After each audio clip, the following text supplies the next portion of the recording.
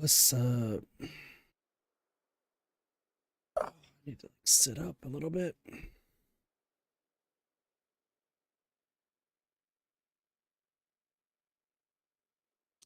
Hope everyone's doing well. I know it's super late, but I don't know why I was here. Did I finish up something here? I don't really know. I did catch 11 Pokemon. What did I catch? Oh, Shellos. That's right. That's fine. What's up? Hope everyone's having a good night or morning.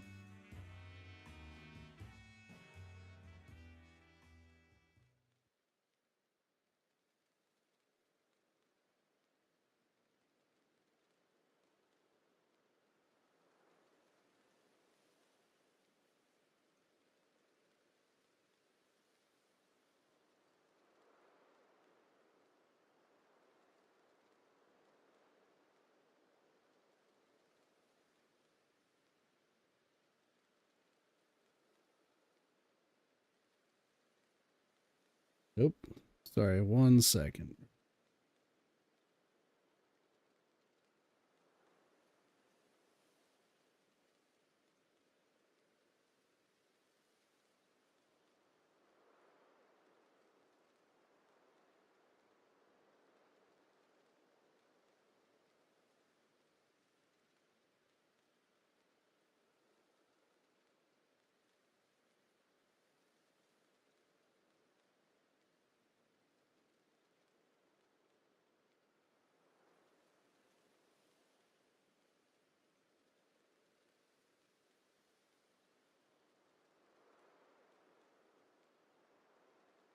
Well, that's a way to start a stream.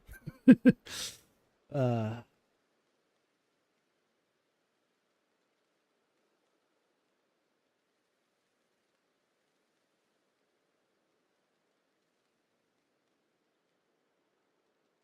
okay. Well, that's something to start off with. So, sorry, stream-wise, we have a few plans to do. I have some tests to run. I have some ideas that I want to try because this game doesn't have the best when it comes to information. Like, there is some information. There's obviously the permutation method we were talking about last time. So, like, there's a bunch that we were, like, considering. But I came up with an idea that I wanted to test.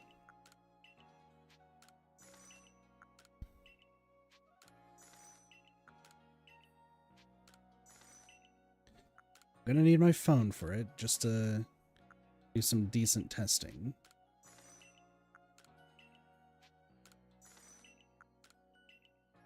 But if this works, this will be super sick. And if it doesn't, well, then that sucks. But hey, we're gonna test it to just see how it works.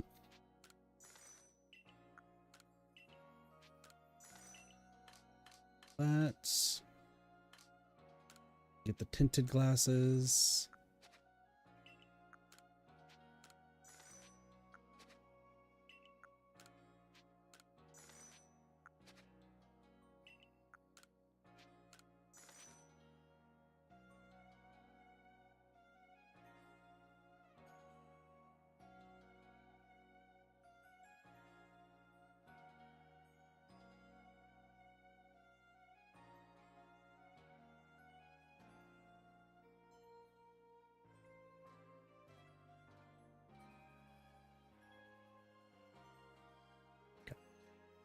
No changing.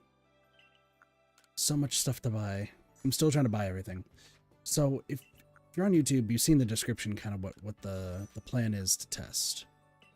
But for Twitch, I'm going to let y'all know what's kind of the plan. So first, while I was thinking that grinding in the, what is it called? Grinding experience candies through like the unlimited money method, well, I thought that would probably be the best way to farm experience. There might be a faster way. It is possible that the Chansey and the Blissy, the Alpha Chansey and Alpha Blissy, might be faster. So I wanted to see how much experience points they give. I do need a physical type move, so triple arrows is going to be perfect for this because they have low physical and high defense or high special. Also, if you're wondering if I'm drinking a fucking Monster like super late, I am. Okay, so we're gonna check with the Blissey and the Chansey. Perfectly, the Obsidian Fieldlands has mass outbreak, so we're gonna go check these first. But then we're also going to check Space-Time Distortions and seeing if we can change them and what the plan would be and how we can go about using that. Because otherwise we're gonna have some serious issues.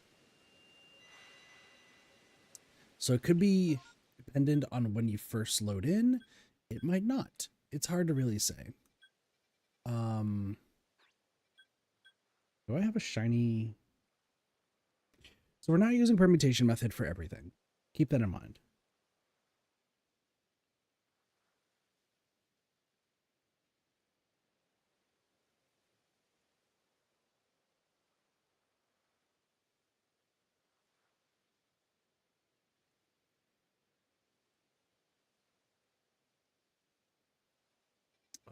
Wow, there's actually a shit ton of like good options here. Well, okay, the Silicoons are actually have to be the first ones. So we're gonna go Silicoon, Ponyta, Abra, Monferno. I think that's gonna be the play. But yeah, I'm not really super worried about like the mass outbreak stuff. Right now, I'm really more so concerned with the space-time distortion stuff, and since space-time distortions are kind of the big one for when it comes to catching shinies for this game, it's not gonna hurt if I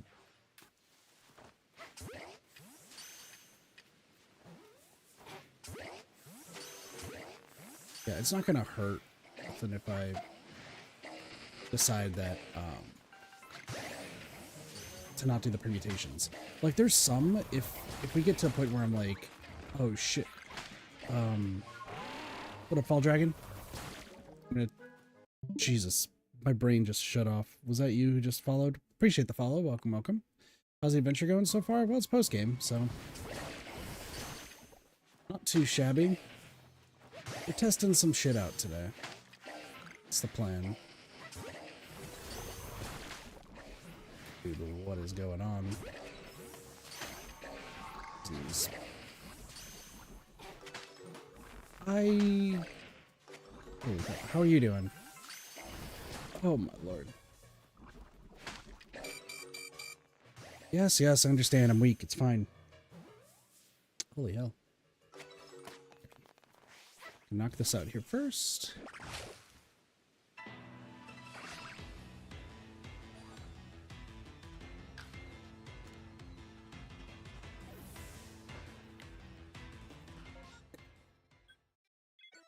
So Silcoon over here is the next one. Yeah, I'm not going to do the permutation method unless it's like, if we see a Zorua, then I might, but playing Siege and getting your ass clapped? Damn. How is Siege nowadays? I remember playing the game when it first, like, very first came out. But, like, nowadays... No, I've heard good things, but... Excuse me? Do Beautiflies take 2? Hold on, do you take 2? Holy shit, you take 2. Crazy. Never happens.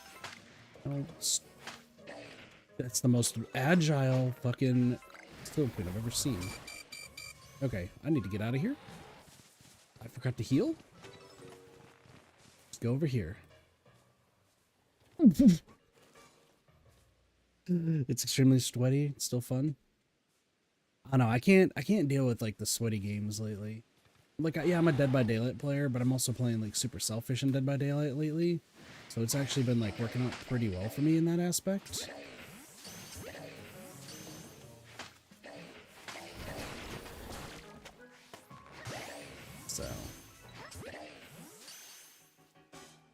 Well, it's good to hear that Siege is still fun.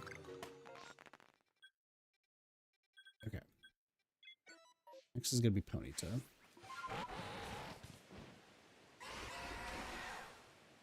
No, they took the Recruit Rush away. What's the Recruit Rush?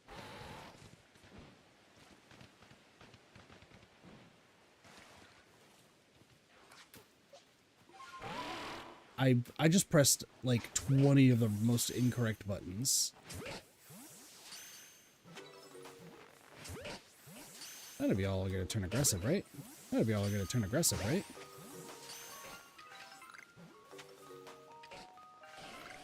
Well, hello.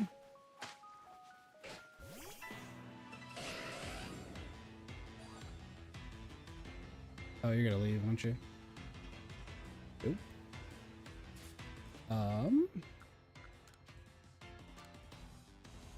Let's give this a shot. I've never done this before. That works. All right, cool. I've never really done that before. I never actually used a Pokemon to like grab a shiny. I just usually just do my own thing. Why am I still going? I don't need this anymore. All right, now we go down here. Everyone goes recruit and runs LMG spamming the 150 rounds of the magazine. Well, that sounds amusing.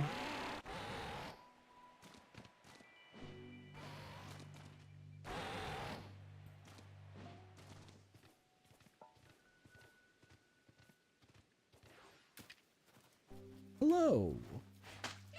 Oh, you're gonna be a double A, aren't you?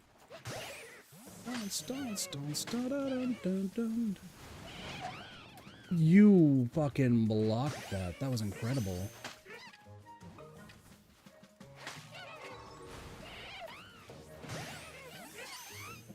Just gotta hope for the best.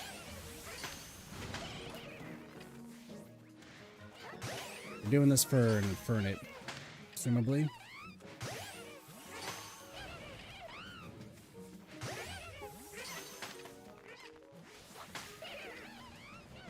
Oh, fuck.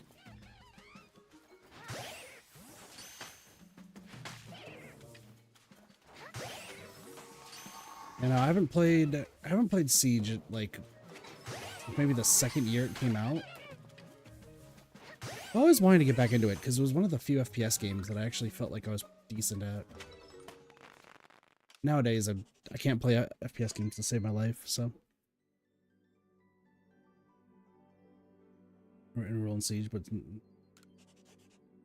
mountains voided. Gotcha. Interesting.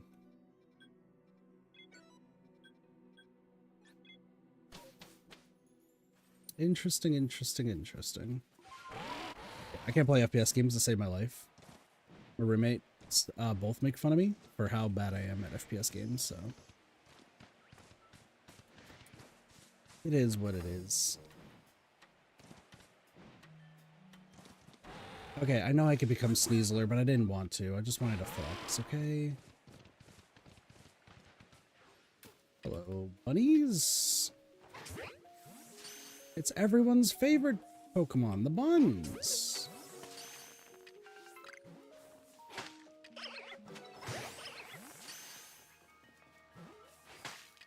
Everyone loves the buns. Everyone loves the buns.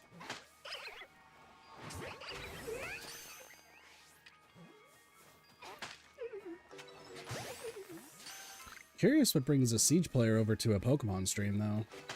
Are you also a Pokemon fan, I take it, or? Yeah. So when you had to buy your attachments? Yeah, no, I vaguely remember that. Alright, so these are going to go really well or really badly.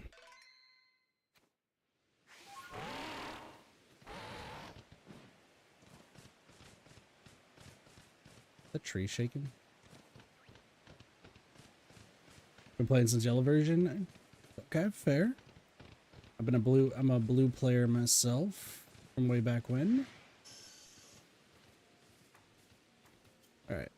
Hello, bunch of Abras. All can disappear. Alright, last up is Wurmple. Specifically this one. So 2 questions then. 1, who's your favorite operator in Siege? And 2, have a favorite Pokemon in general? And if so, who would that be? Alright, let's be real. We're just gonna use these.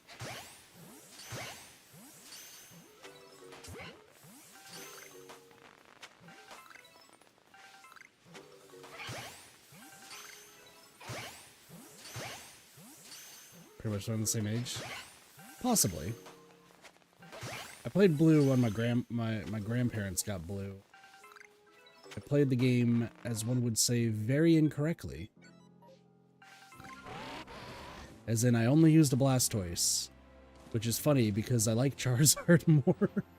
But the only reason I used a Blastoise is because when I was younger, I was convinced that if you have the blue version, you can only play as the blue Pokemon, which with Blastoise, which is not true, but I thought it anyway. So I beat the entire game with a Blastoise and didn't care about catching anything else. It was an interesting time.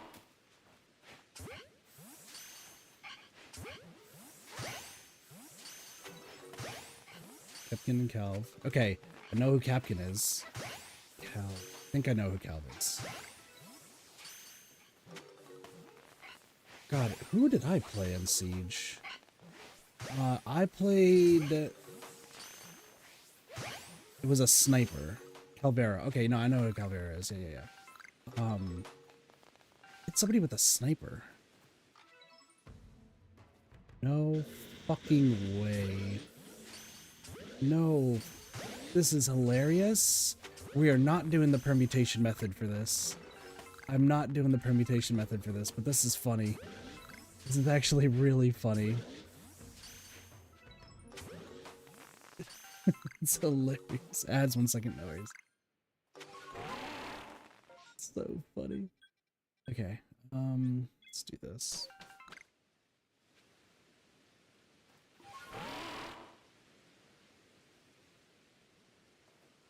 Sweet. Oh, I need to get everything set up. Brainstorm's ended. Okay. So I want to save. Alright, this is going to be where the testing comes into play. So we'll see how this all goes.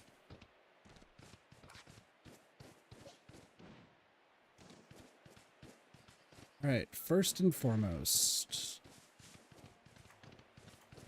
we're going to go through our usual run. Is anything interesting around here? Welcome back. Yeah, no, I used to play as the, oh my god, it was the sniper. It was the sniper that I can't remember their name. I think it begins with an F, maybe? I could be wrong. It was a sniper. Sylveon Rayquaza, or Rayquaza, depends on how you pronounce it. Both valid Pokemon. I know if somebody who's obsessed with Sylveon, so that's fair. And Rayquaza, you can't go wrong with Rayquaza.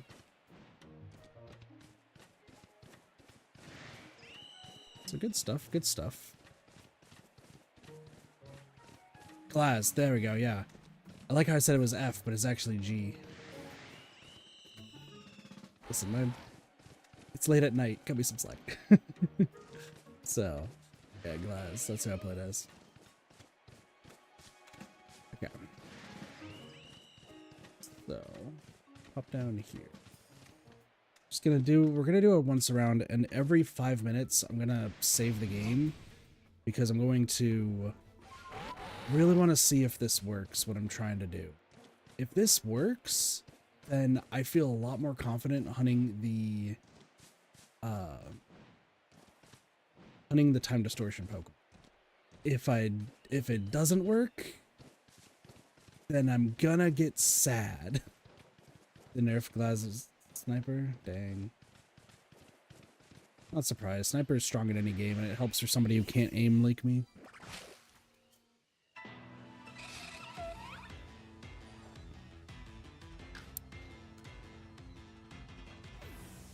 Trust me, throwing Pokeballs in this game, I can't do it.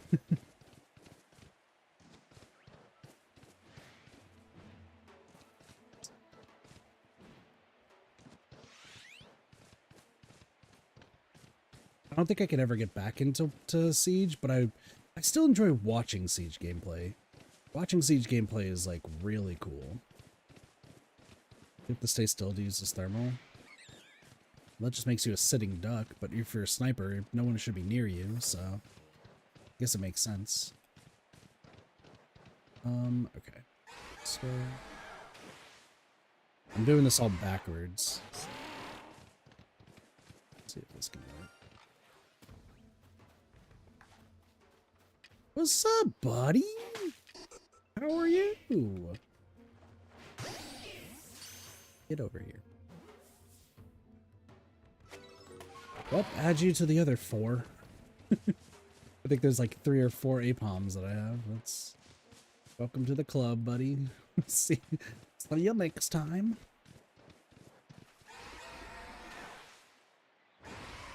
It gets sent to the box, and one of the fucking APOMs has a cigarette and is just like, "Hey, you here too?" Ah, see, you got caught by that asshole with the fucking blue hair. And don't worry, you might get used. Let's go down this. Well, I don't know what that is, but I mean, I imagine there's probably a lot of nerfs in the game. Game's about for like what, 6 years or something like that. Because I remember getting into it watching the Achievement Hunter versus Funhouse competition way back in the day. Can't see him through walls if you move. Okay. Gosh, I'm surprised how much I still remember of that game. I'm gonna be honest.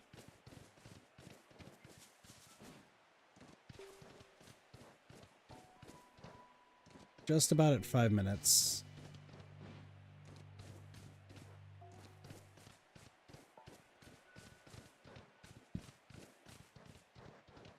Around here.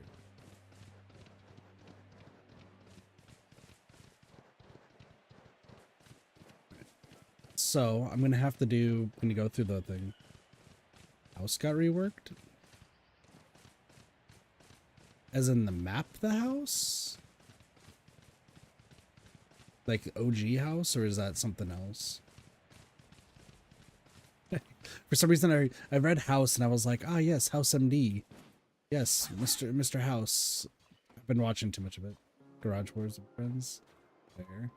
Alright. So it's been 5 minutes. We're gonna save. And then I'm going to stop the timer and assault this Blissy.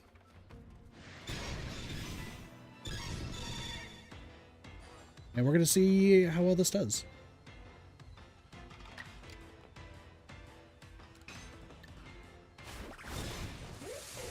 Yeah, OG House get nerfed.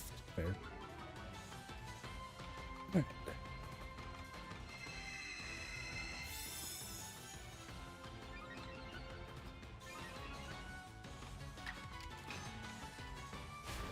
Let's see how well this goes. So Blissy's down. Honestly, it's not terrible. Okay, that's not terrible for like starting off. You probably get a lot more if like you're around that area, but that's decent for the amount of Pokemon who all just got it. So I can't complain. I think fighting Blissy is like, I don't think we should do it like constantly, but I think while we're here, fighting Blissy is a good idea. Yeah, OG House got nerfed? How to get nerfed?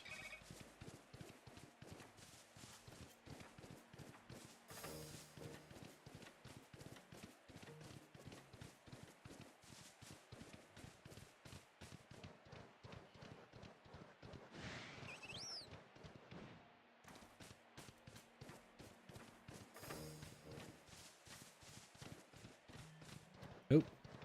Hi Todd, welcome to the stream on the YouTube side of things. How's it going? Welcome, welcome. How's it going? Do do do do do do do do do do do. Stantler, good to hear, good to hear. Burno. Now I gotta remember, where is... Munchlax is like over here. I never remember where Munchlax is. Like, where those Kricketot are, I think.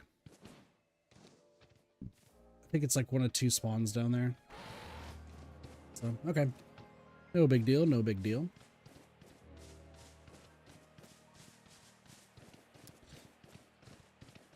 Trying to think, are there any Munchlax outbreaks? I think there are in Obsidian Fieldlands. Yeah, that there is, because we fought some Alpha Snorlax and everything sucked when I did that. It was not a good time. I don't remember who the Alpha Snorlax was fighting, but couldn't land a hit to save their life. Save for quick. Just because there could be some aberrant shenanigans. Alright, and then literally any other Pokemon I'm going to run into in the next like 2 minutes aren't going to matter. So, okay.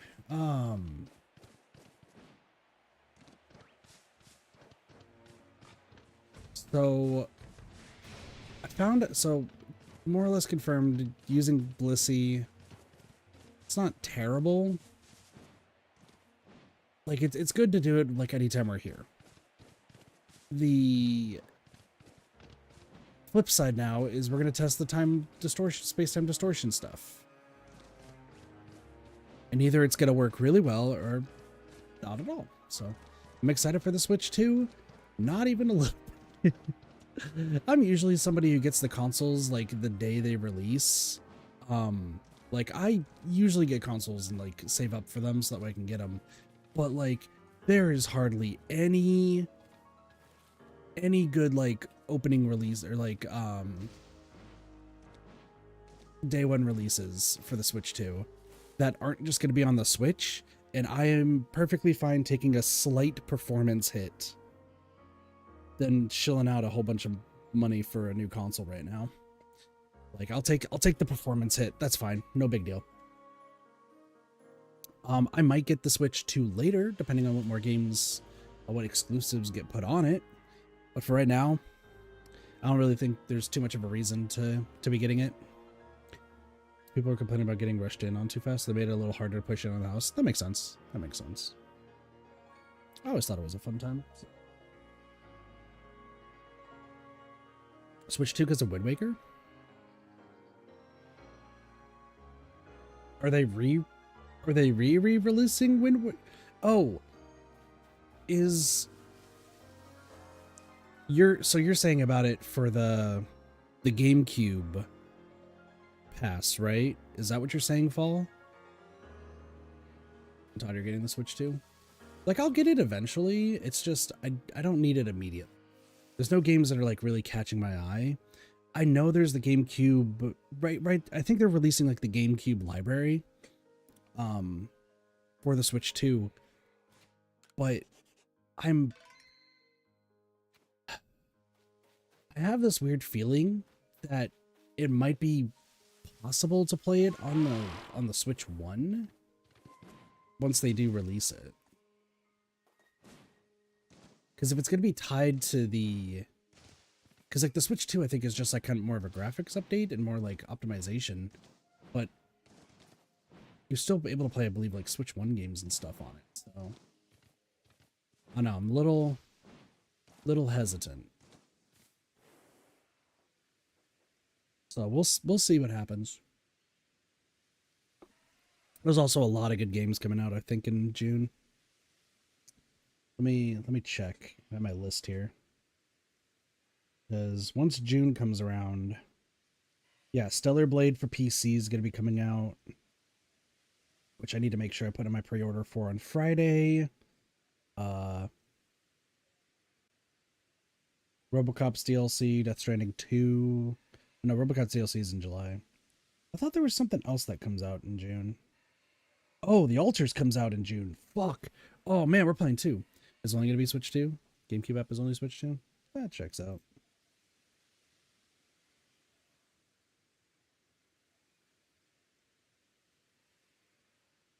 But yeah, I'll consider it like in the future. But for right now, I'm just kind of I'm gonna hold off for the time being. I'm just not gonna get it release day. Also, the Xbox got more expensive, which I don't know how that works. So, also for those who have never played this game before or played very little, I'm waiting for Space-Time Distortion to appear. That's not why I'm not really doing too much, because I got some testing to do for that Space-Time Distortion. I don't really have anywhere else to really travel to while we're waiting, so. You shiny hunting right now? More or less. How are you doing, Fire Skeleton? New Xbox is getting Steam on it? Is it? I mean, it makes sense. Microsoft already makes most like PCs out there, so it checks out that Steam would be on Xbox. But I don't see if is that why the current, like the most recent Xbox console is getting a price increase? Because usually the price is like lower, so I'm catching all legendaries. Nice. Well, congratulations on beating Arceus. Arceus is a fun game. I spent way too long on the story of this game because I think I spent 50 hours just perfecting the Pokedex in just the first area alone. And then had some wild first encounters. Gosh, that was like about 2 years ago, wasn't it? It was fun besides grinding XP. Grinding XP is easy if you're fighting with the Blissy. Holy shit, that's so tiny on my screen. Jamie Redder, thank you so much for the subscription on YouTube. Welcome to the kid party. Multi-streaming working clean today. Yeah, grinding experience in this game, I mean, you could fight the Blissy that's up here. Like, once you get Sneasler, actually, you could probably, like, Stantler glitch all the way up there. But that Blissy gives a whole bunch of experience. But I guess I never really needed to worry about experience in this game, mostly because I perfected all of the City and Fieldlands in like 50 hours. But there were some hype moments. Like, I'm not one who gets like super excited over shinies. Like, I more or less don't care. I'm doing this just because the post game is ridiculous in this game. So I figured, why not pass the time doing that and try to go for a shiny living dex? But I think one of the most hype moments is before I got like the jet balls or the feather balls, there's this Gyarados flying up here. And I think when we first came by, like, we heard the shiny noise. I had no idea what I was like listening to. I was like, what the heck is, like, I hear like is that a shiny notification? Like, that sounds so weird. And lo and behold, this motherfucker was flying around, red as the sky, which is not red, but it was red. It was a red Gyarados, and I did not know how to catch it. But we found, I think it's right here where I'm standing. You can throw a Pokeball and like just barely clip it, and we actually caught it. It was really exciting. And then I found out about the jet balls and stuff, and I was like, oh, that's probably how you're supposed to catch it. But there you go. We're going to be able to play PlayStation games on Xbox? Interesting. Well, that should be fun. Listen, I think I'm the only person right now in the stream that's excited for Stellar Blade coming out on PC. Oh, I'm going to be so stoked. I was thinking about like 100% in the game on PS5, and I was like, no, I gotta play the PC version.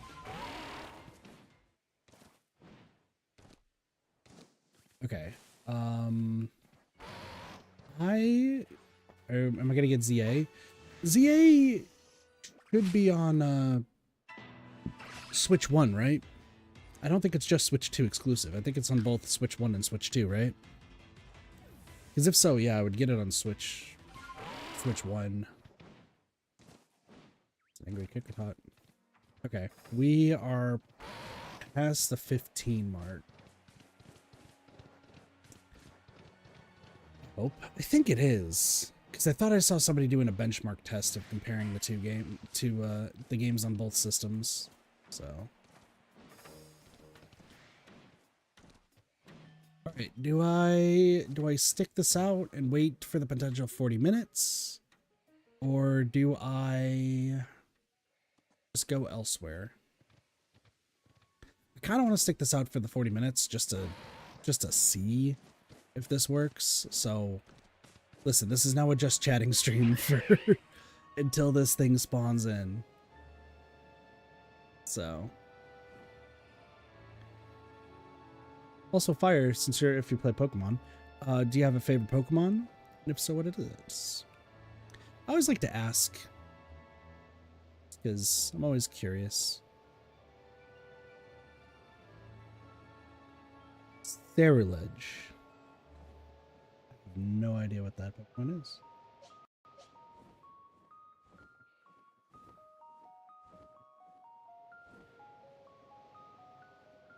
It's so bright. Oh, interesting. That looks cool. Like a... looks like, okay, that looks like a pretty cool Pokemon. Is that from Gen 9? So is that Scarlet and Violet then?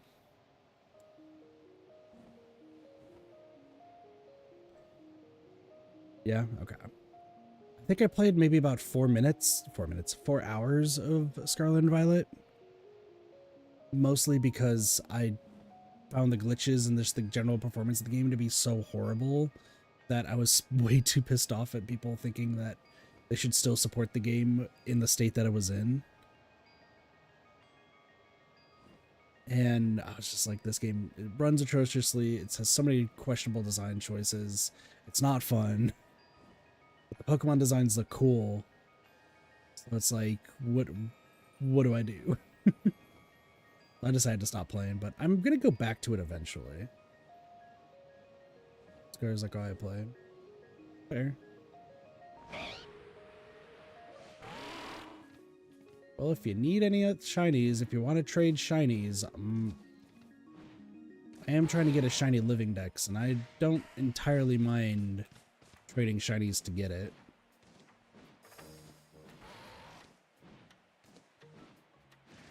I know some people would call that ludicrous to do, but if I'm being honest, like...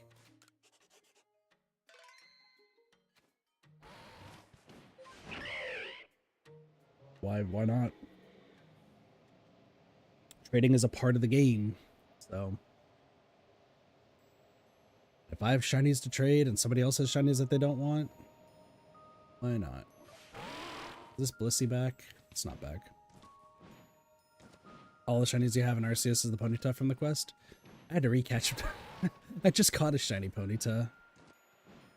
Because I was like, oh, I need to recatch it, so I have one myself.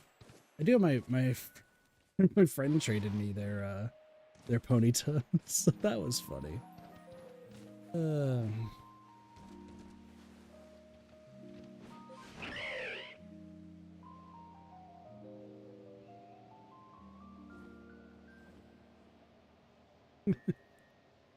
Yeah, as you can tell, my entire team right now is all shinies. But I'm doing this for the post game, which the post game is a thing that I feel like no one's really done.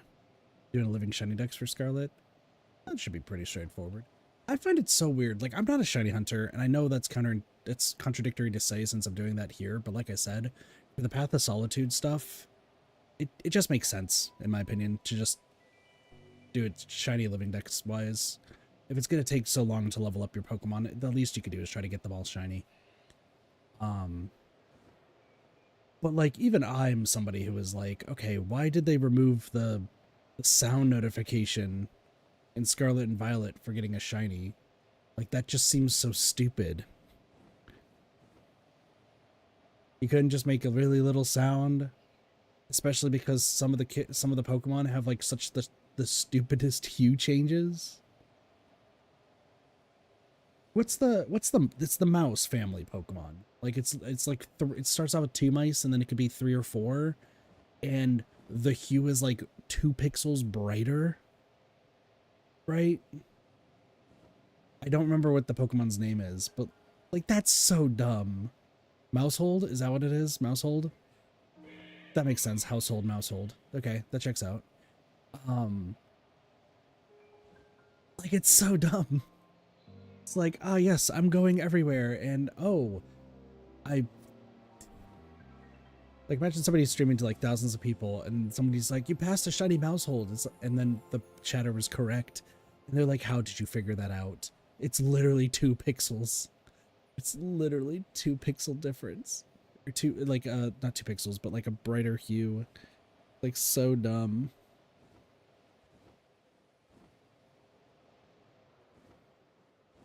I find it weird that the legendaries in this game are shiny locked to them.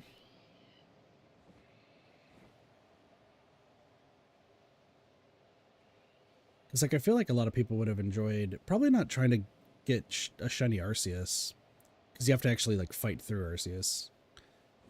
But like yeah, most of the like all the legendaries in this game are shiny locked, and then if you bring them over from like Brilliant Diamond, Shining Pearl, like you're just boned. Kind of. Well, like you can see them, but you can't use like some of their attacks because there's some attacks where they're literally not coded to work while shiny. Like is it Giratina has like Shadow Rend or something like that, where if you use Shadow Rend while it's shiny, your entire game crashes. Because it literally was not coded to have that. Such a weird choice, but whatever.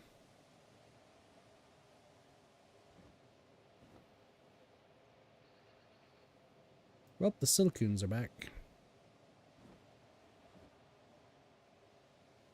I'm sorry that this is not the most exciting gameplay, because we're literally waiting for a space-time distortion to spawn in. I have to keep saving every 5 minutes to see if this works.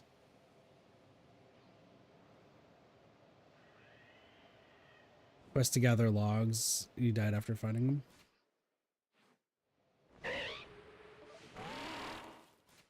Where'd you end up dying? Did anyone? Someone, 2 people found my lost satchels. Let's go. Ash92, thank you, Ash92. There's a lot of people's lost satchels. Any lost satchels around here? No, it's a different place. Obsidian Fieldlands? Well, that's where I am right now. So I guess after I grab some more, I can probably check.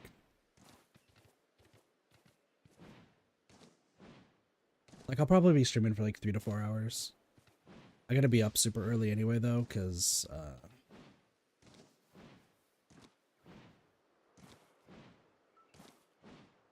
yeah, promised somebody I would. It's an Eevee!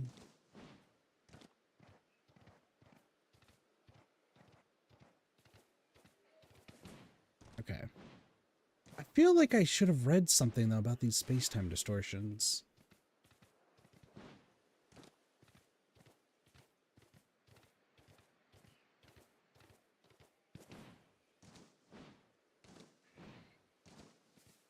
I don't know. I'm like a little bit like scared because I get the feeling that like I'm about to realize that this is gonna be a lot more difficult than I originally thought. All right, it's been 25 minutes. I wager it's more 24 with being on the maps and everything. So this, I mean, this could end badly. this could end very, very badly. What are space-time distortions good for? Good question. So space-time distortions have some Pokemon that you can only get from space-time distortions. So now that you're in the post-game, you actually have the ability to find the 3 original starters for Arceus in the space-time distortions. So in the Crimson Mirelands, there is, that's where you can find Cyndaquil. In Coronet Highlands, you can find Rowlet. And in the Alabaster Icelands, you can find Oshawott. So post-game, they're really, really useful for that. They also do show up, though, in, like, the massive mass outbreaks, so up to you and how you want to go about them.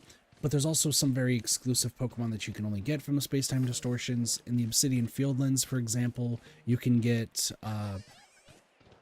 is it Kanto? It's OG Sneasel, Weavile. I think there's another one. There's OG Sneasel and Weavile, and then there's... Wait a second, do I have it pulled up here? Yeah, okay. Yeah, so in here we have Sneasel and Weavile, which I'm looking for. In Crimson Mirelands, you can get Porygon, Porygon 2, and Porygon Z. So that's pretty dope. Cobalt Coastlands is the only way you can get Magnemite and Magneton. Coronet Highlands has Cranidos and Rampardos, and Shieldon and Bastiodon. And then Alabaster Icelands we don't talk about, because literally there's nothing there. Other than like Oshawott, but once again, the massive mouse outbreaks are easy if you're trying to grind shinies. The thing with the Space-Time Distortions, though, is every time a Space-Time Distortion spawns, there are only three Pokemon that will show up. Kind of. Like, so, how do I explain this? So when a Space-Time Distortion spawns, it takes a moment to, like, fully start, and when it starts, there are 3 locations in the Space-Time Distortion where a Pokemon will spawn. In the Obsidian Fieldlands, you'll get Sneasel or Weavile. Essentially the Pokemon I just said that are in there, those are the ones that will spawn, okay? The thing is, you only will see those 3, and if you're shiny hunting, you pretty much have to wait anywhere from 5 to 40 minutes for another Space-Time Distortion to spawn. Excuse me. So, like, there's got to be, in my opinion, an easier way to shiny hunt in the Space-Time Distortions. So I've been saving every 5 minutes, just so that way when a Space-Time Distortion spawns, I can see if we can do things that will affect the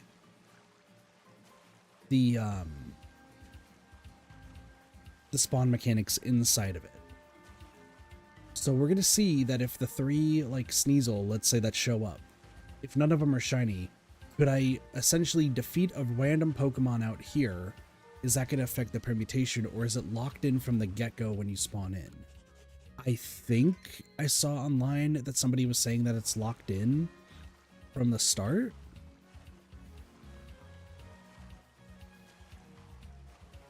But we're going to have to just kind of wait and see.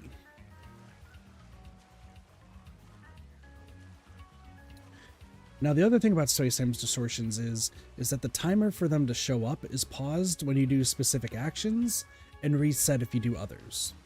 So getting into battles and being in the menus will pause the timer for it to spawn. Which is why I'm trying to be in menus as, like, little as possible. But if you sleep, or if you, like, yeah, if you sleep to heal your Pokemon, that resets the timer. Which I think is really stupid.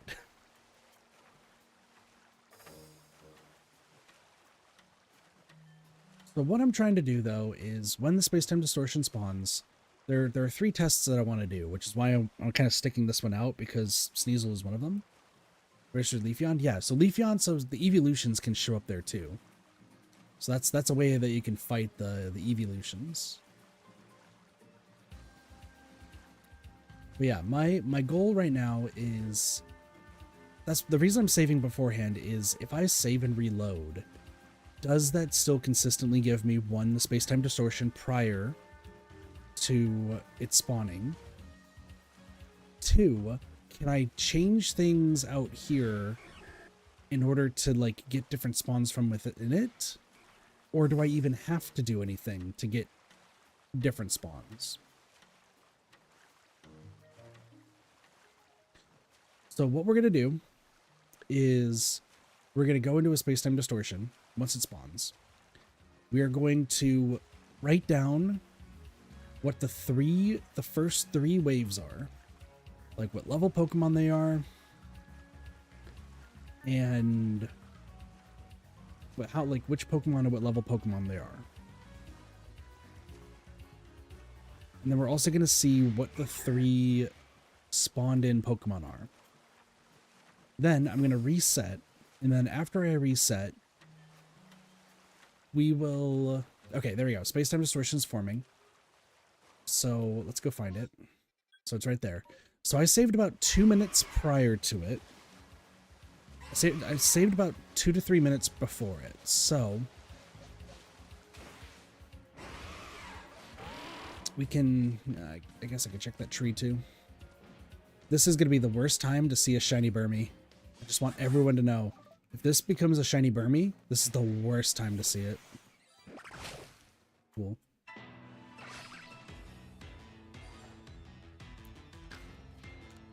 Okay. Pulling up my list right now. There's also a lot of items that can sell for a lot here, but I would just do the Ingo glitch to deal with that. So, all right. So first we're going to stay hidden. We're going to see what the first 3 waves are. The first 3 waves are what we're looking for. And then we're going to look around for the Pokemon just kind of standing around. If any of the 3 Pokemon standing around are shiny, then this entire practice is null and void.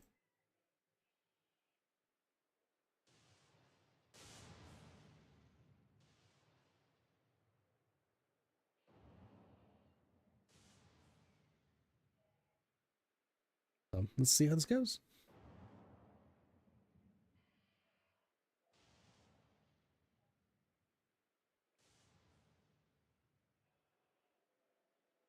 There's going to be a lot of pausing while we're doing this.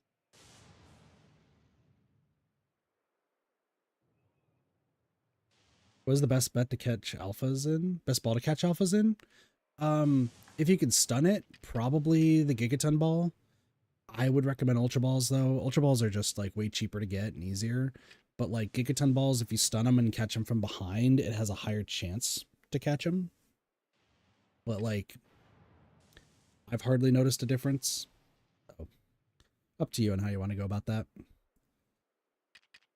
If you don't want to get anywhere near them, then Jet Balls. But I've moved on to just doing Ultra Balls because I already throw so many in there, and I just stun them with the sticky globs that it's just too easy.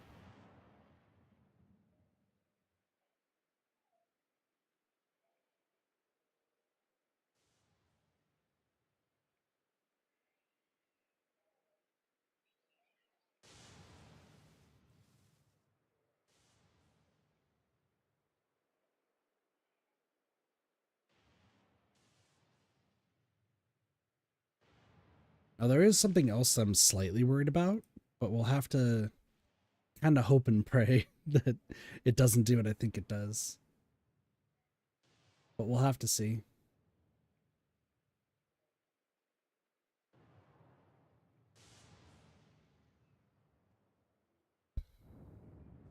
Something else I did consider. Okay. So you can hear the rumble. It's starting. So I just need to pay attention before they spawn in. Okay. So our first spawn is a level 52 Sneasel.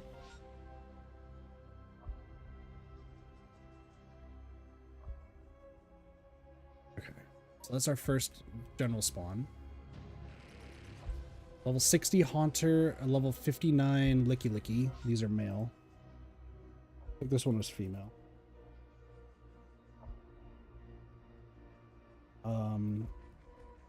Haunter 60 male. Licky Licky 59 male. Is that a Rhydon? No, that's an Ursaring. 65 female.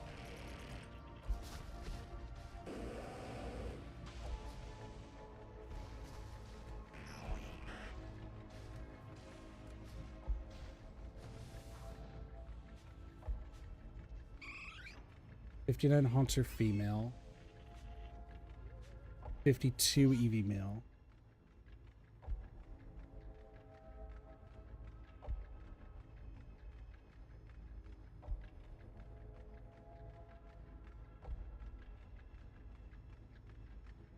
Shoot, I can't.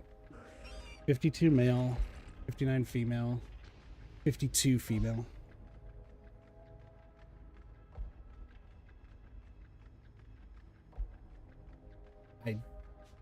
Two female. Oh my gosh, I can't believe I remember that. Okay. 53 female, 60 male.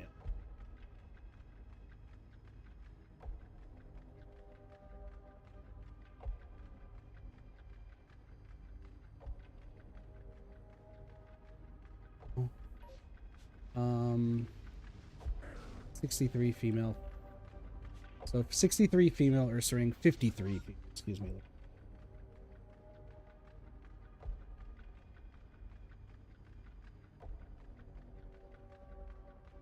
Ursaring was 63 female? Yeah, okay. So now we got those. Now I need to go check the other two spawns. So one should be down here. That is a Sneasel. That is 53 female.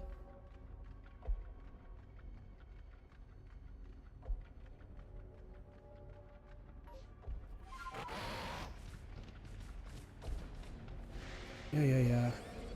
Alright.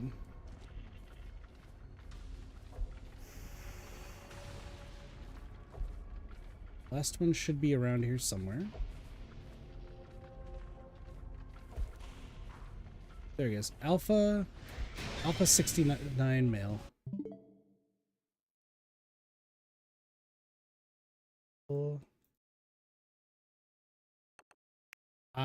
What did I just say? 69 male. Okay, cool. So now we're gonna close, and we're gonna see if by just doing nothing, if it still spawns in 3 minutes.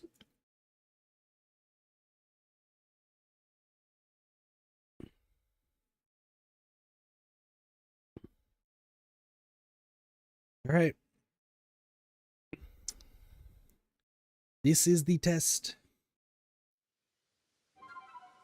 So I'm not going to like change anything. I'm just going to be chilling. And it should take about 3 to 4 minutes for this thing to spawn. Assuming that logging out doesn't change anything. If it does, then it's all over.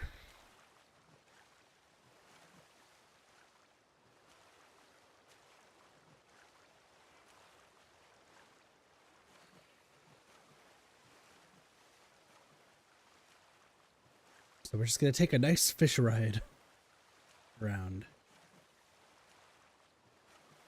Now, if it spawns in the same place, that's a little foreboding. But it should, in theory, spawn in 3 to 4 minutes. And if by doing this, it doesn't, I'm going to wait 2 minutes and then I'm going to save again. Just because if it is getting closer, then I want to have, like, save as much time as possible.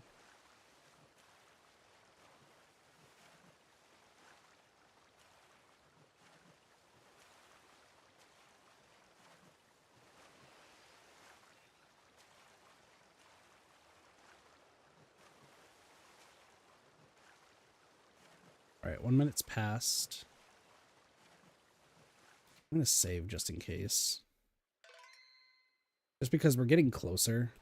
So I think every single minute I should save.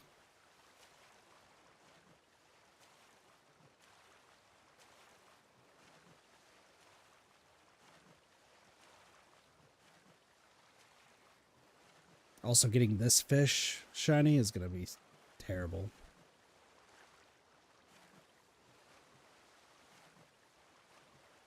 So while I was going this way is when it started forming. So once it hits 2 minutes, I'm going to save again. Like I said, just trying to like whittle down the time, assuming it's staying consistent. There's the quillfish. I don't want you to see me, please. So I can save. Alright, so it should be coming up here relatively soon. So we're going to save. I think in...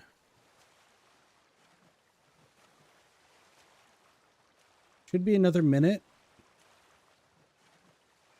Now, it's not the end of the world if it doesn't show up in this next like minute, because technically 40 minutes, it still could show up in 40 minutes. So if it's still going to potentially show up in 40 minutes, then I still have about, I would say like 9 to 10 minutes left on the 40-minute timer. So we'll see.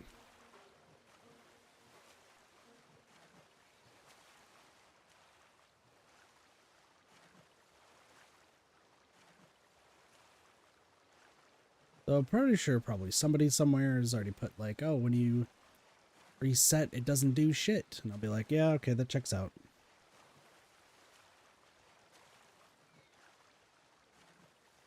But hey, wishful thinking is wishful thinking. All right, we're at about 15 more seconds. And then theoretically it should spawn. But if not, then that means it could wait the full 40 minutes nowadays. Or it just completely reset the counter.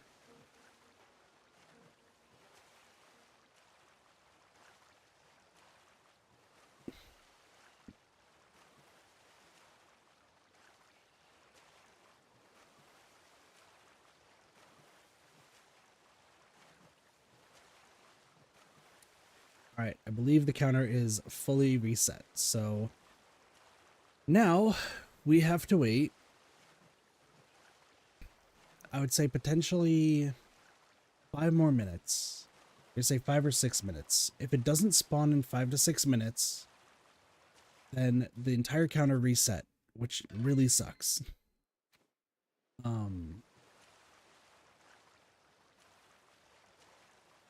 The problem is I have to now wait for the next space-time distortion to spawn.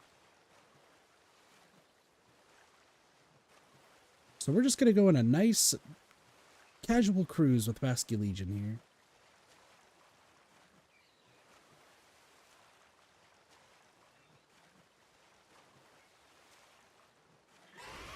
I mean, ideally, if it shows up in 3 minutes, then that's actually really good news. If it doesn't work, you find Cyndaquil. Crimson Mirelands, second area. They will show up there. I recommend though doing the Daybreak quests. If you're doing the post game, there should be quests where there's a character named Mai with a Munchlax. You should do those quests because I'll unlock the massive mass outbreaks, and Cyndaquil can also show up there, and that's way easier to get Cyndaquil that way.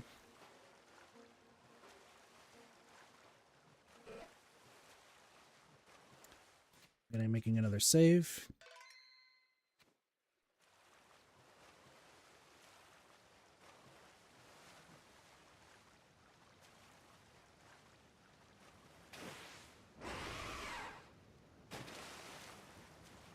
Sir, I don't know how you're supposed to get back.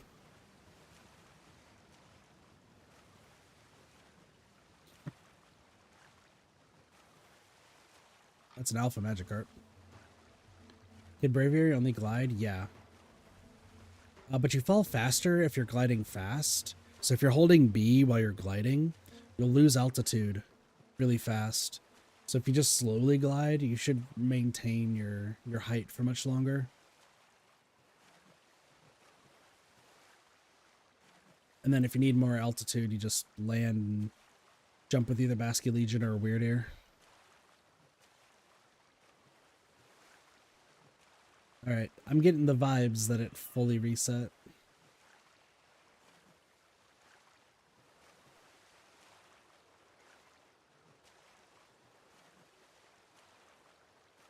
I'm getting the it fully reset vibes.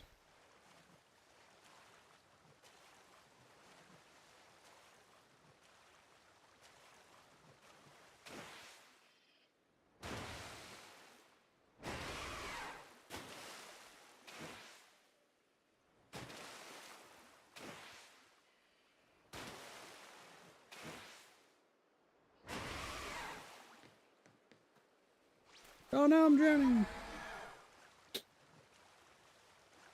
Okay, in about 1 more minute, we will have hit the 40. Which is really concerning that it might have fully reset the timer. All right, well, exactly 1 minute left.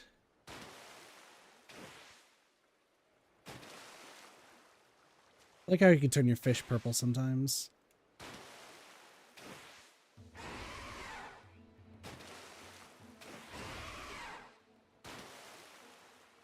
The sometimes purple fish.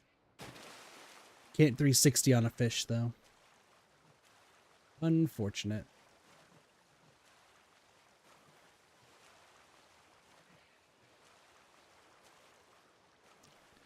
Alright, it is looking like that the timer fully reset.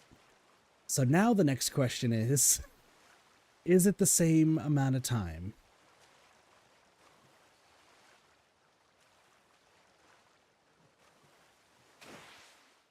And if it's the same amount of time, does it spawn in the same place? And does it have the same Pokemon? What do we all think? Because I'm thinking I'm about to be very sad. Fire Skeleton, thank you so much for the follow on Twitch. Enjoy your follow emotes. Welcome to the kid party. I am about to feel very sad, aren't I? I think it's going to be another 32-minute one. About 30-minute. I have 32 listed on here, but I think it was more 30 minutes considering all the pausing in the battles. So I think it was a 30-minute one. Space-time distortions can be 5 minutes, right? It can be.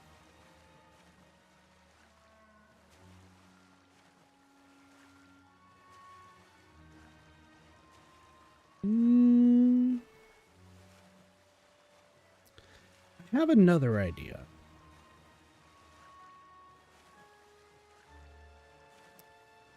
This idea, I'm going to be real. I don't think it's going to be that good of an idea, but we're going to still try. First off, I'm going to go try to see if that Blissy's back since I reset the game.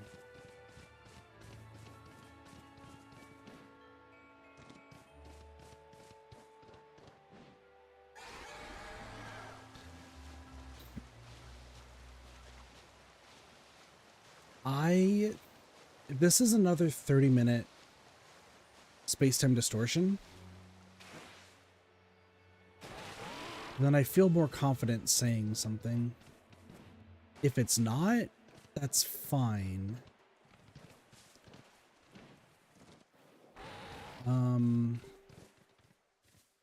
What's inside here? Who is the fuck is you?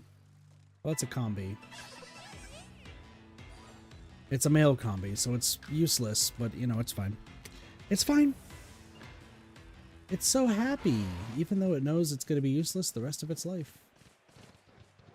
For those who don't know, male combis can evolve into Vespiquen.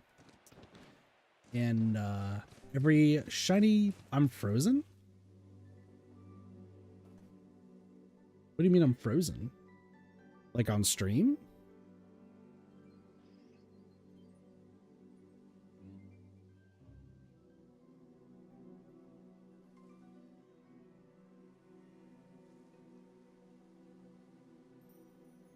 You might have accidentally paused me. Everything on my end's looking good. Stream's looking fine. Recording is looking fine. I still can't get audio to work. It's fine.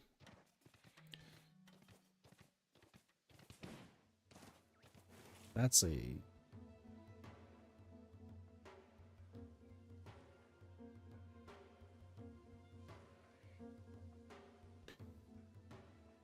That is a Alpha Chansey. Hi. You're so mean. Don't hurt me.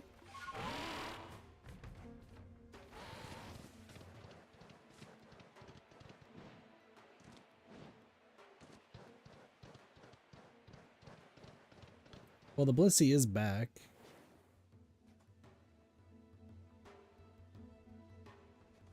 Interesting.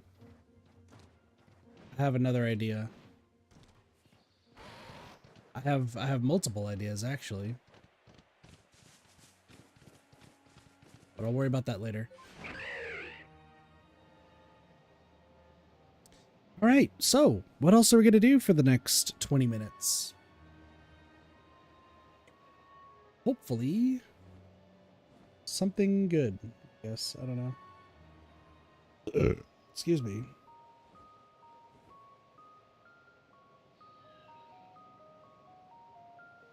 Intense sun.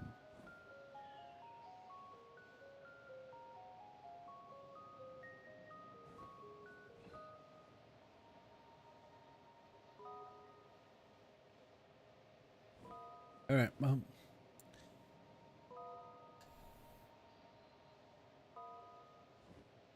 At least we get to fly around and just chill. We're not gonna find any shinies or anything. At least we could just kind of like be like, look at all of the cool stuff. That tree has a Burmy that's not shiny. So we don't care about that tree. That tree's dead to me. Okay, it's not entirely true that we won't find a shiny. There's a possibility we'll find a shiny Zubat or a Drifloon. And if that happens, like, I'll feel sadness in my soul because it's just another one to add to the list.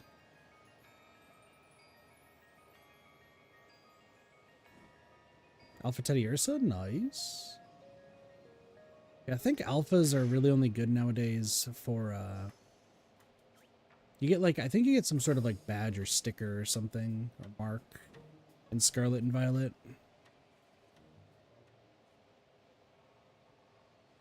Fly, Braviary, fly. Also, you can see that I really did not lose altitude at all while flying around because I just ended at like nearly the same distance.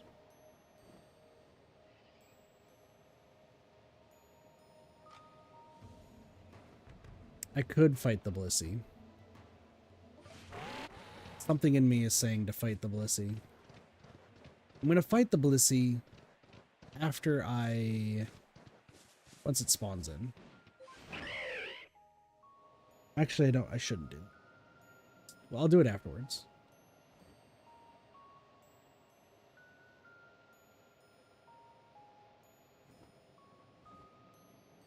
Look at all of the stuff. There's none of the misfortune stressors around at all. Also like how you can just hear random Pokemon cries. They're just letting you know they're there. That's all.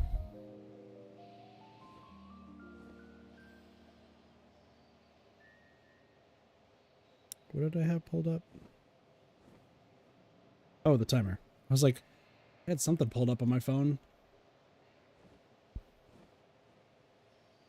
We're about halfway there, and so imagine somebody's done like an alpha living dex in this game. It's actually not too hard to do an alpha living dex, especially with the massive mass outbreaks, and the mass outbreaks usually can, well, massive mass outbreaks can turn into alphas pretty easily. And I think if you involve an alpha, correct me if I'm wrong, but I think if you evolve an alpha, it still retains its alpha status when it levels up, so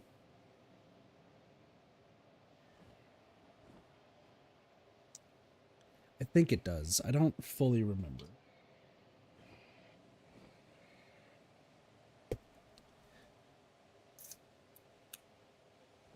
So,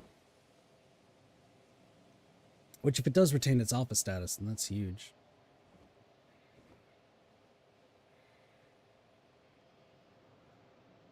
Yeah, so that way getting like an alpha living dex seems pretty simple in that case. Though you can't get the alpha of the legendaries, so that's the only thing. Can you get Master Balls in Arceus? The closest one is the Origin Ball for, I think it's when it's the whatever legendary you didn't initially go for, but no. Still, Ultra Balls are like pseudo Master Balls in this game, if I'm being honest, as long as you hit the Pokemon from the back. And if you're getting legendaries, like, it's pretty simple. Like, Ultra Balls tend to work pretty well.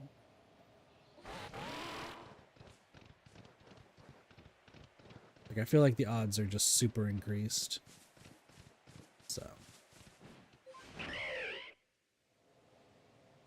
Also, just to kind of show off the decline. So I should be landing a lot faster because I'm doing super glide. Yeah, you can see I'm losing altitude really fast. So if there's a short distance you need to make it to, this is great. But you lose altitude way fast with this. Like, look at this. I'm already down here.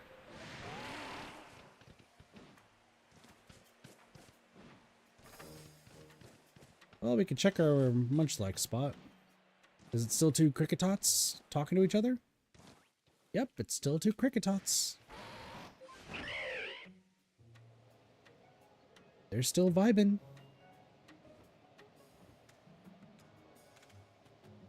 There's a Monferno and a Starly having a wonderful conversation.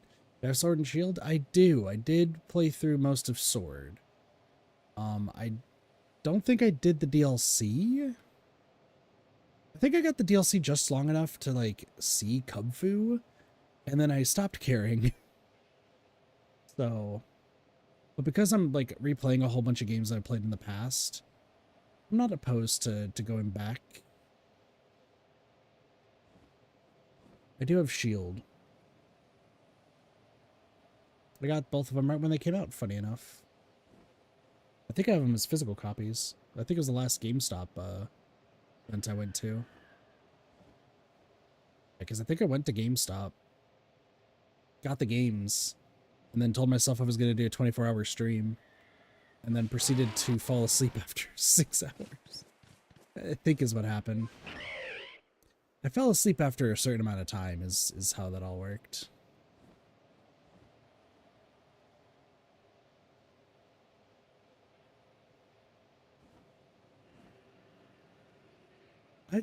How many 24-hour streams have I done? I think I've only done one that I can think of.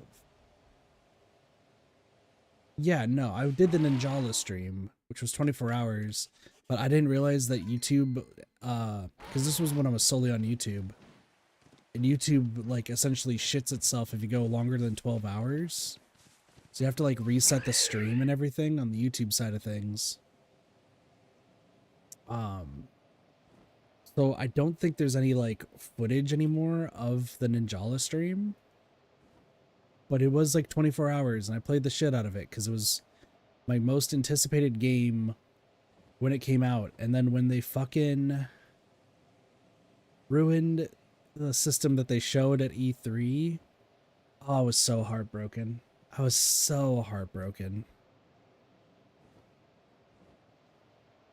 And then I became the most I became the most for a period of time, I'm pretty sure I was the most, like, toxic Ninjala player.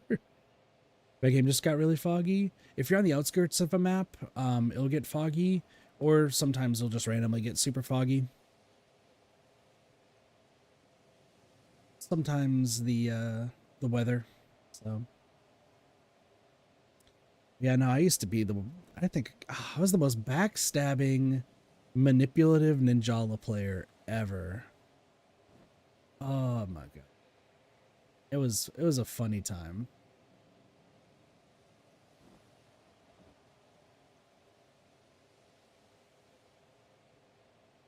For those who don't know what Ninjala is, Ninjala is I think it's free to play now. I think it was free to play when it first came out, but it's free to play. There's microtransactions, which I spent a fair bit of money on, just with all cosmetics and stuff, where it's all PvP. I think it's, if I recall correctly, it's all, like, there's not really teams. It's all individual, and you essentially use different weapons to just knock out everybody and splat them to get, like, more KOs and more points. Gosh, my brain is so fuzzy from how it all was in the past. Because, like, I still remember the E3 version of it, and I remember that version better than how it actually was. Because you essentially blow up a bubble to build your weapon, but in E3, there was a system where, like, depending on how big you blew your bubble, because it was all based on like gum. Depending on how big you blew the gum bubble, would determine how big your weapon was and like the stats for it. But now it was like you just had to blow a bubble to get your weapon. There's a lot of cool parkour, but the reason I was like so toxic and crafty in the game is because like I had the skill in that game to actually like beat other players, but there were like one or two players that were like pretty like significantly better than me. But I was like I think top 5 or top 10 in the US servers or maybe the world. And I proceeded to make alliances with other players and proceeded to like completely backstab them at any chance I got. Being like essentially like I did make a like a Ninjala clan, I think is what it was, or like guild, whatever you want to call it. We all had like little tags in our names, and I would try not to like defeat them, but if there was a point where I might be like losing a position rank or something, I knew they wouldn't hurt me, so I could just, you know, get a quick kill in and be like, hey, I just needed this to save my rank. I was not a good teammate. I never really am in games. But I definitely did my fair share of like bouncing around and completely like convincing other players that we should like team up. And there's no voice chat, but because a lot of people came to the streams who were like Ninjala players, including some like some up and coming YouTubers at the time, it was so easy just convince them to be like, hey, no, we could be on the same team, we could work together, it should be great. And then I just completely backstab them to save my rank.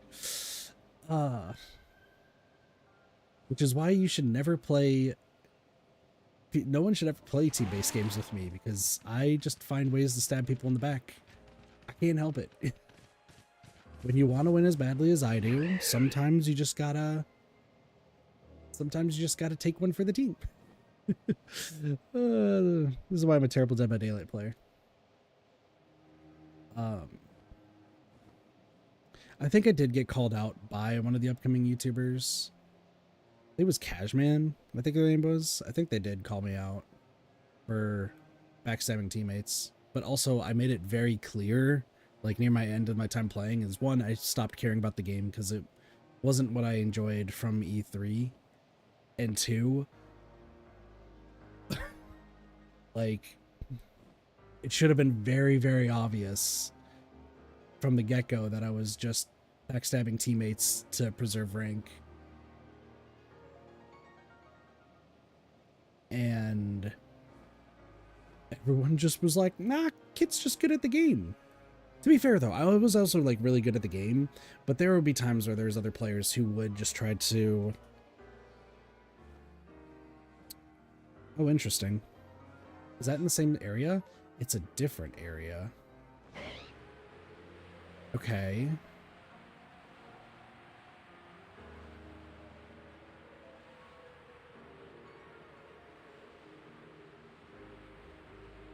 Space-time distortion formed.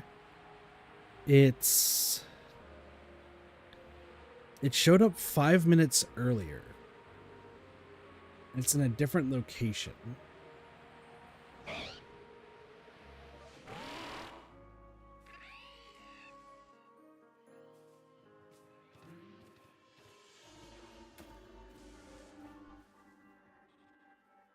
Can I save in here? Alright, I'm going to save within the space-time distortion. Just to see what happens. This could go really badly. We're going to see. I'm risking this all for you, chat. Let it be known. I'm risking this all for you.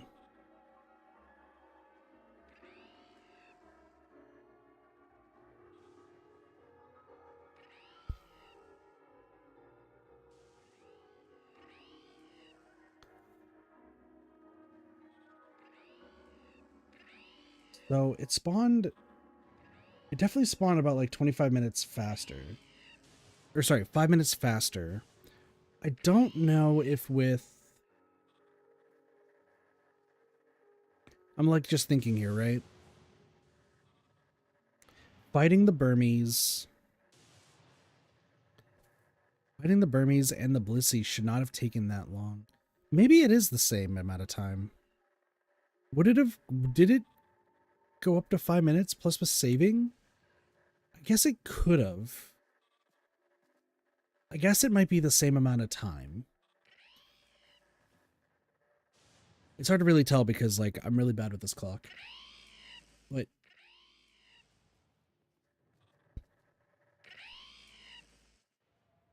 We're gonna test this.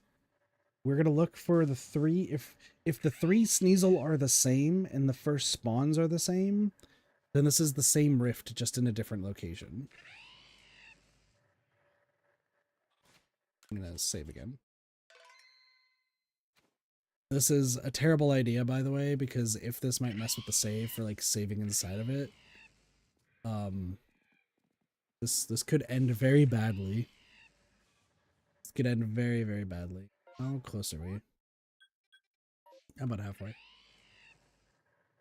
All right, chat. Kit's risking it for the biscuit.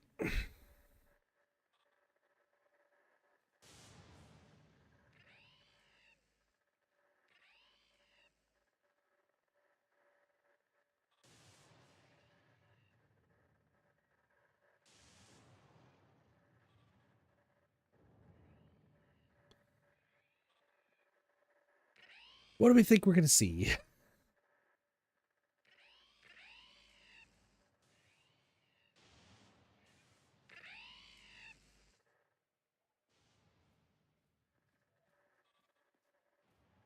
The problem is I kind of want to, like, after this one, reset and see if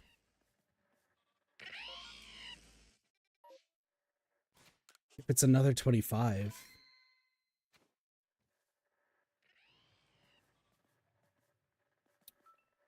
Chat, do we do it? Do we do it for research purposes? Do we do it for research purposes and learn? I could learn. I'm surprised that I don't think I saw it online. But then again, I'm the world's worst researcher. So I kind of just, like, figure things out myself, if anything. But this could be good information. I mean, here's the thing, though. If the three spawns are a Sneasel, and an Alpha Sneasel, then everything that I'm talking about right now is a mute point. If it's three different spawns, though, then we're gonna have to see if it stays consistent when we load.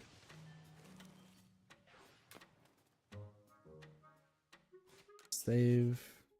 We're just getting close to the side here.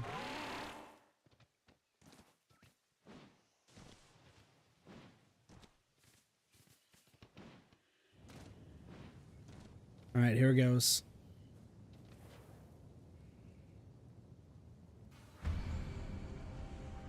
Let's go see what our three Pokemon are, ladies and gentlemen. And if the first two spawns are different, that's good news. 52 female Sneasel, that's bad news. Okay, that's a Sylveon, that's different. Okay, hold on, that's different. Are you another 52 Sneasel female? Okay, they're different. They're different. Okay, so the 25-minute wait is different. Good to know. And you are different. Cool. Now I'm going to close. And either I fucked up my save, or we're about to learn some cool shit. What do we got? Sneak A news. Oh, let's go! All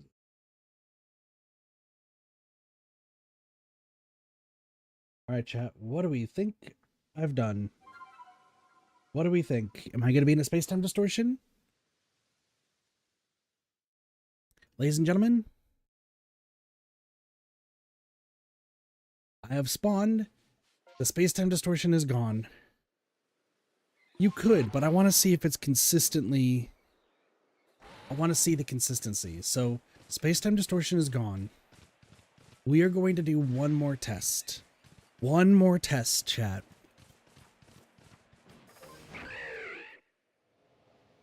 And then we'll get back to our great shiny hunting endeavors and such.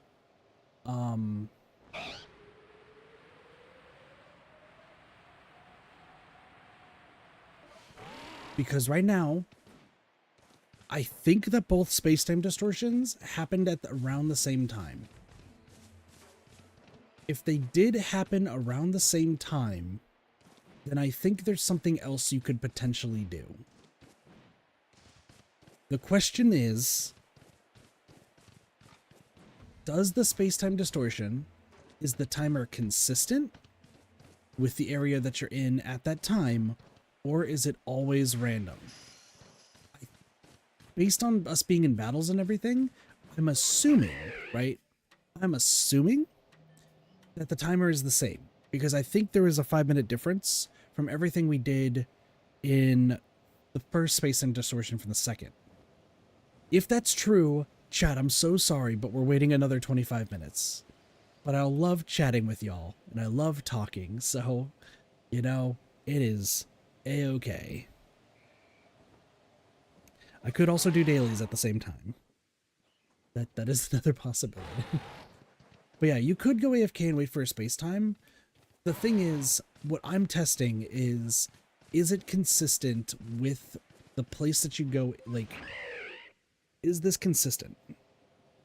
If another space-time distortion spawns, and it's in 25 minutes, then that means if you find a 5-minute space-time distortion, you could reset and just get the same, like, get a 5-minute space-time distortion every single time. I just don't think you can have it finish. So if you're just looking for the 3 Pokemon to spawn, I think you can start the space-time distortion as long as it doesn't finish and just keep doing it on repeat.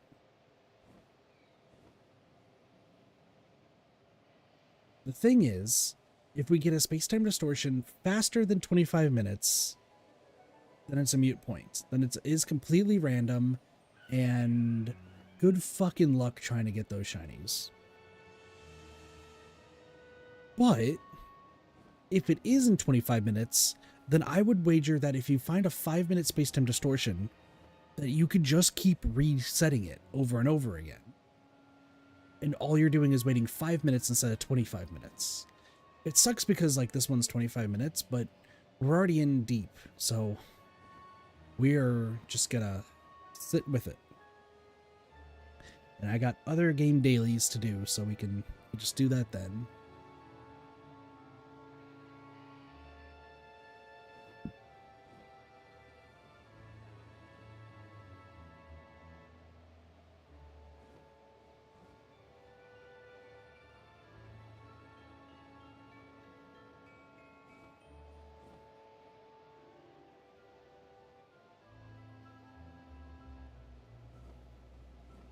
So we'll see how it goes. This also gives me time to check out that Blissy here. Like after we do this reset, I'm gonna fight this Blissy and see if I can test something there. This entire stream for tonight is supposed to be just more testing stuff. But I mean, we got one shiny checked off my list today. We did get Ponyta, like a Ponyta that I own. So that's good. All right. Union raid. So I got my Nikkei dailies I get to do. I have still not done, like, I've not read through the story of Arcana for Nikkei. So I gotta, oh, excuse me. I gotta do that. Gotta write down notes and stuff. Bum ba da ba bum bum. Ba ba da bum bum bum ba da ba bum bum.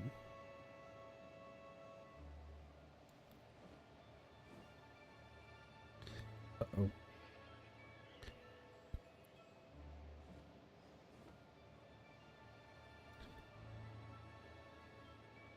So, Fire, you only have a what is it called? You said you only have the shiny Ponyta that you get from the one quest, right?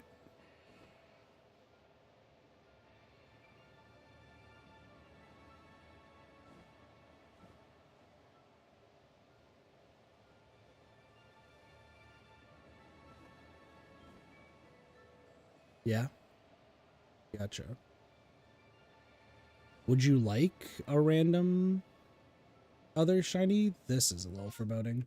Okay, that's just rain, but it's not intense rain. So I think we should be fine.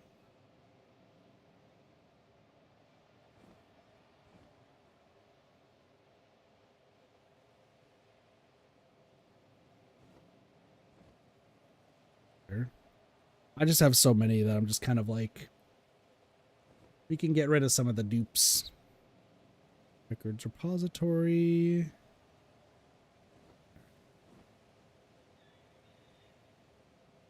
I'd just recommend catching like a Bidoof or something.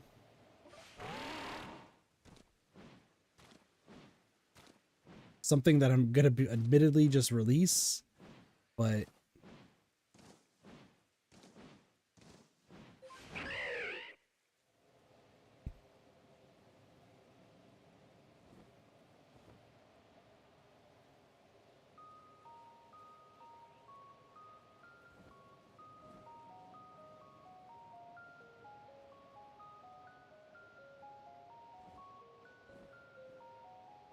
all right, let's go on here.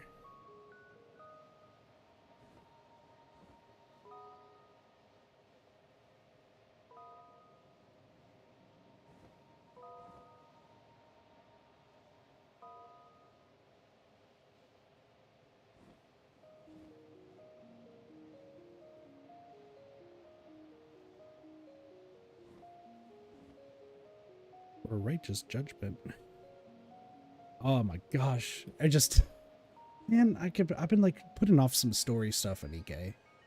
Fucking, of course I'm just like behind, but it's fine. All right. It's only been like 7 minutes, so there's not too much to really do. Just gonna keep flying around as usual. So.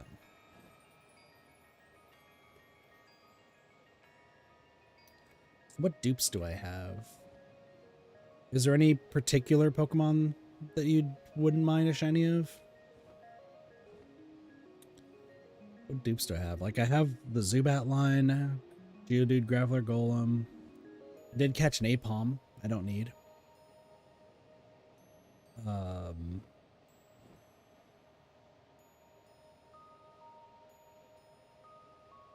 not gonna give you a Paris. That's just mean. I got a bunch of Star Raptors. A ridiculous amount of Star Raptors.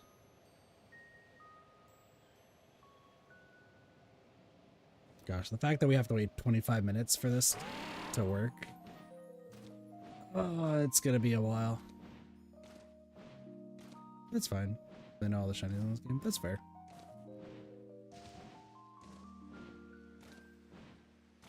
I'll give you one of the thousands of Star Raptors. It's like, oh, I think we're just done flying around for the time being. We're just gonna chill until that thing pops up. But I got other things.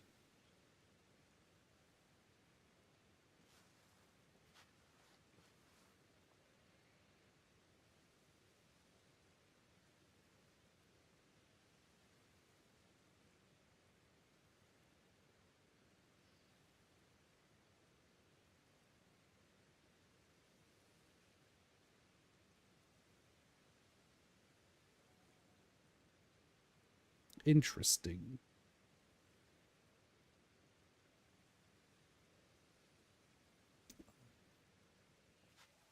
Interesting.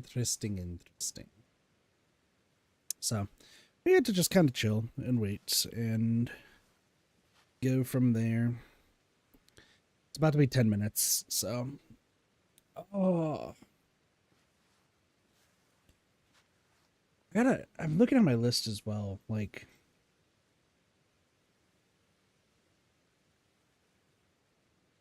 well, I don't need this information anymore. Really? The only thing that this is going to show is just if it's still every 25 minutes. If it's every 25 minutes, then you can probably consistently check what, every 6-7 minutes. I think it takes like 1 to 2 minutes for it to actually like load in, like fully spawn.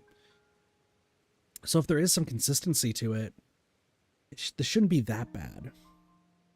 The thing is, you'd have to only check the first 3 and then bail. So you can't be looking for anything that spawns in. My fear is we're gonna get to past 25 and it's not consistent. And if it's not consistent, then fucking good luck getting those space-time distortion ones. Like, I'm happy it's not showing up right now, but we still have like 14 minutes to go. So, you know, we gotta just be patient. We gotta be patient and hope it shows up at the 25 mark. If it shows up at the 25 mark, then there is consistency, and you could probably then mess with it. The downside is this is gonna suck.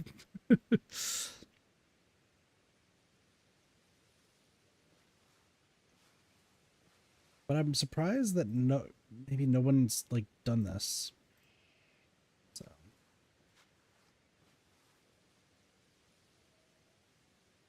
what's this entitled document that that makes sense. All right, cool. I just realized I've never caught a Happiny that's shiny. That sucks. There's a few other like smaller ones that kind of suck. I am so sad that I've evolved Gumi so many times when it was shiny. It is what it is. Woof woof, we need Cherubi and Cherim is going to be interesting. And then Shellos, the pink ones. I do need a blue Gastrodon. Let me type that in. Gastrodon blue. Are there any other forms of stuff I need? I already have the Burmese and the Wormadams. Gastrodon comes in pink or blue.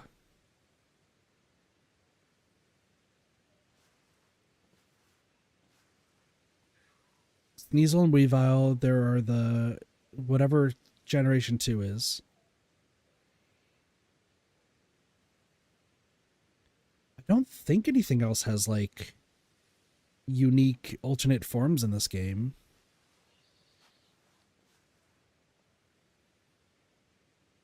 Gosh, there's a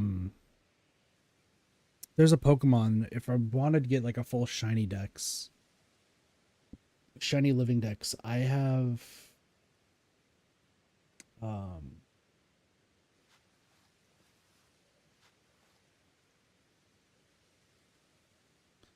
to think, like, it's Sinistea, right? Is that what that Pokemon's name is? The teacup? Where there's like a phony version and then there's like a legitimate version? And then it evolves. But I don't remember if the evolution's also a phony and real. Because that one seems like it's going to be a headache. Does its evolution have like the phony and the legitimate one? Or is the evolution just its own thing?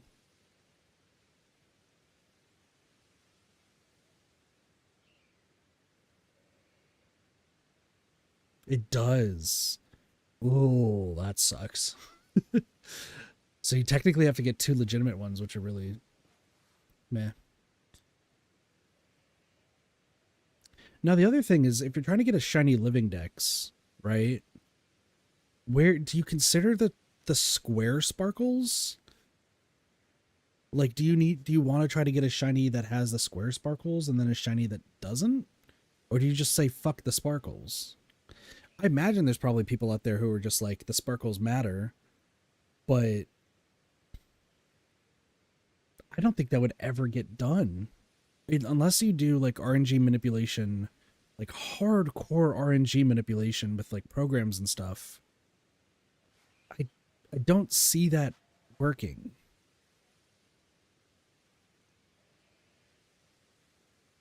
I'm surprised there's no programs for that in this game.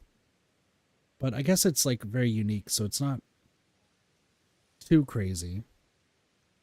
I did watch a video of somebody doing it for Pokemon Coliseum and like wanting to get every single shiny that had like the square like gene, as it were.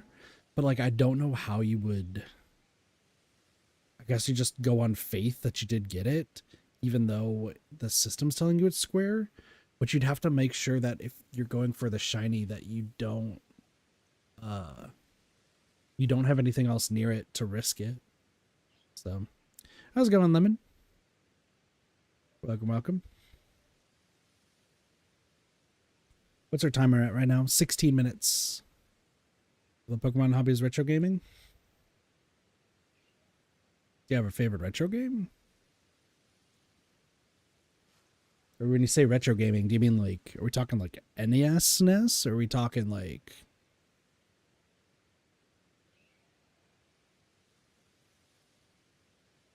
Okay.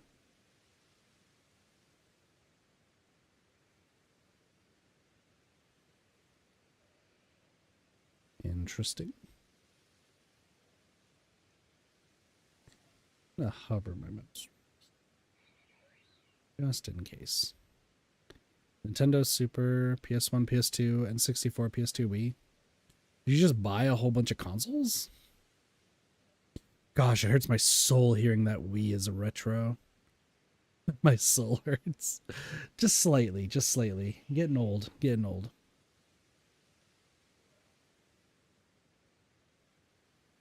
I'm guessing you meant inside PS2 and PS3.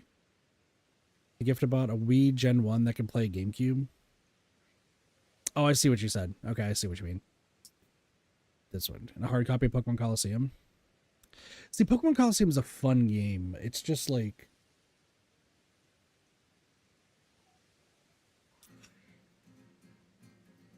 I don't know, I really like Pokemon Coliseum. And I liked XD Gale of Darkness. I always get stuck on XD Gale of Darkness for some reason, like right from the get-go. I don't remember why. Coliseum, though, I've beaten quite a few times. I need to go back into that. It was funny because I was watching John Stone's video. I don't remember which one it was. I think it was like the Emerald Dex of having to beat the last boss of Coliseum, and there was like a pop-up on screens like, if you've faced this fight, you know how hard it is. And I'm like, was it hard? Because I seem to remember this guy being a cakewalk. But I also grind, like unreasonably grind in a lot of games, so I think they're just easy. There's a black copy of Pokemon Gold. Interesting. It's a black copy of Pokemon Gold.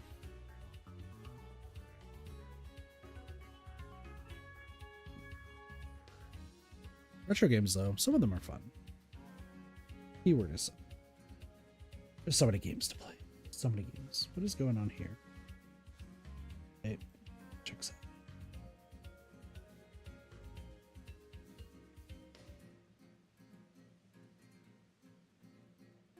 That's weird. All right, cool.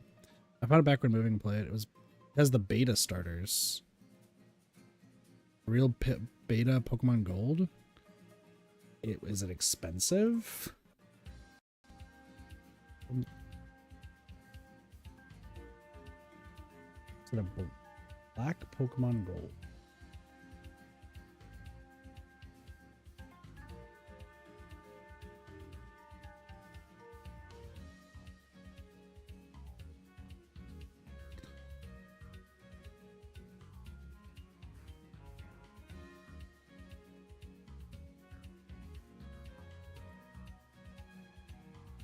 So it's a beta copy, essentially.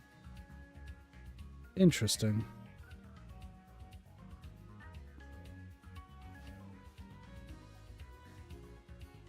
Well, if you're a collector, I imagine that's pretty cool.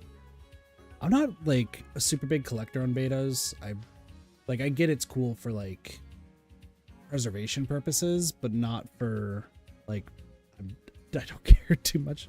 There's so many new games and old games out there that it's like... unless I'm like devoting my life to it, I'm not a big fan of them. But there can be some cool stuff to see. But that's still cool if you got a real like beta version of Pokemon Gold. Pretty dope. So I feel like that would cost like an arm and a leg to get. That's my opinion. By the way, timer check. We have about 4 minutes before this thing should spawn. If it spawns within the next 4 minutes, then there's consistency, which is great news. If it doesn't spawn in the next 4 minutes, chat, my heart breaks in half.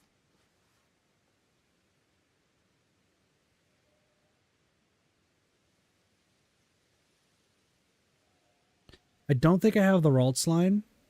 I don't have any extras of the Ralts line. I do have Machamps. I think I have a few Machamps if you want them. Boundary line? I don't know what you mean by boundary line.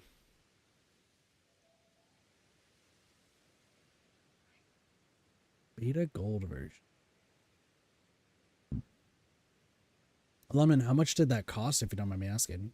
Also, wait, did you just say... I feel like you just mentioned that, like, offhanded that you have a Wii that plays GameCube games. Isn't that every single Wii? Doesn't every Wii play GameCube games? Because I've owned at least, like, 3 or 4 Wiis in my time, and every single one of them played GameCube games. Baneri? Oh. No, I need to catch a shiny Baneri. So, yeah, I can get you a Machamp. That won't be that bad.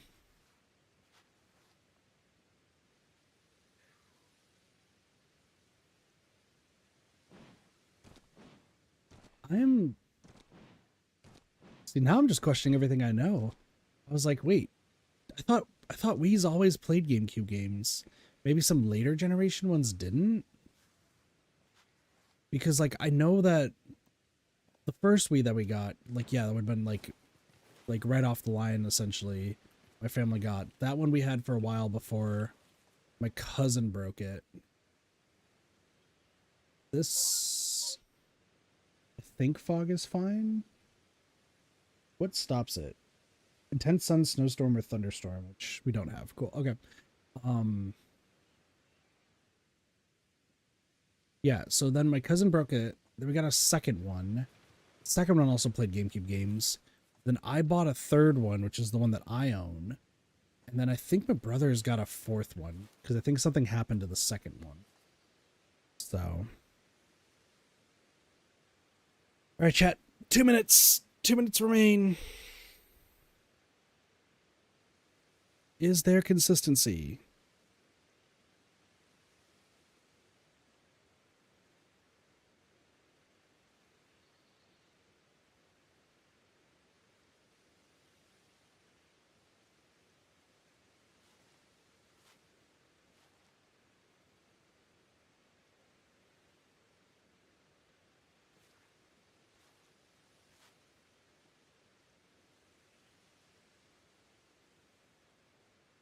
Interesting. All right. Sorry, I was like trying to get to my timer. This could be super exciting. This would be super exciting if this works in about a minute. Or a minute and like I would give it like a minute and like 30 seconds, give or take. Just for like consistency's sake. If it doesn't, chat, I don't know, the fear then builds. The fear builds up after that. So, we'll see. We will see. I'm a little scared. But if it's 3 times in a row, I feel like that's consistent enough to where we can possibly say it. Obviously, we could do it for like up to 10 to 15 times just for like a true consistency. But I think 3 times in a row in this game with all the variants, I think is pretty telling.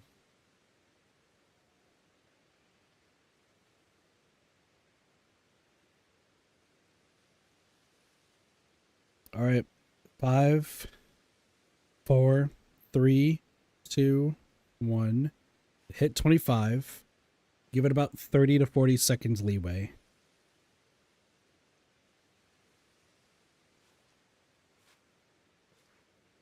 Because I did like pause to save like briefly. So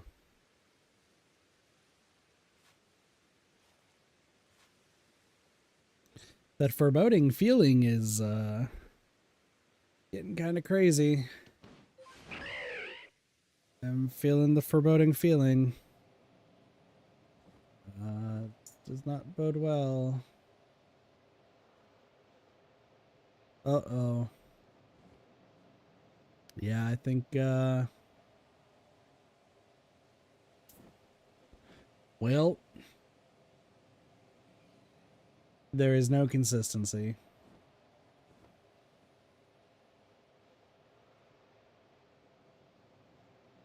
Well, fuck.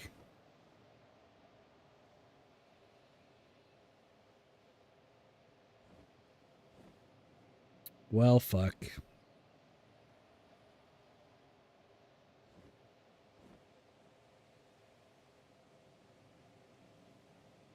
Okay. So, what does that mean? That means that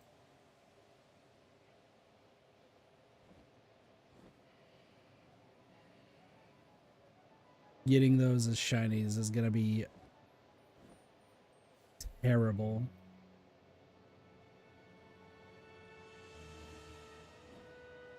Well, okay. While I'm at it, hold on. I should try to fight the Blissy and see if I can mess with that. So let's give this a check. Excuse me.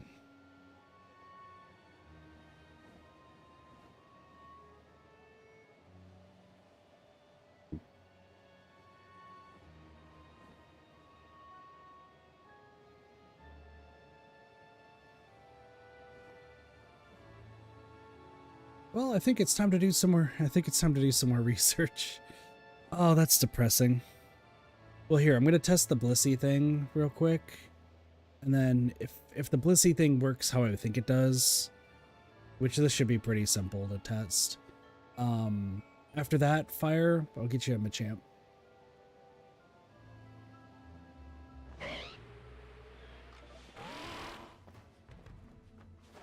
All right. Yeah. That's all said and done. That's all said and done.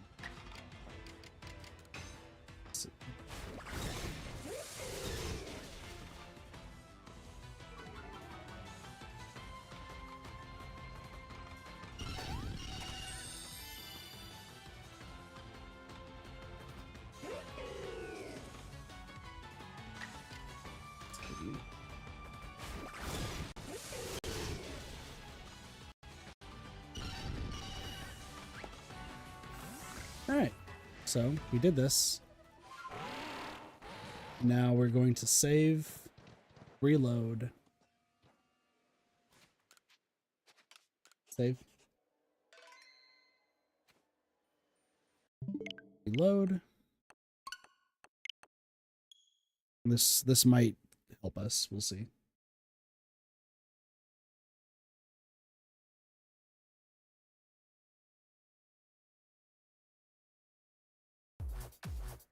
Yo, Rafael Navarro, thank you so much for the subscription on YouTube. Welcome to Kid Party, how's it going?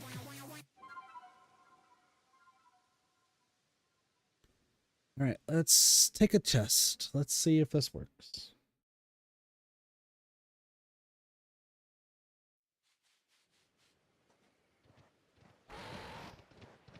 All right, is the Blissy back?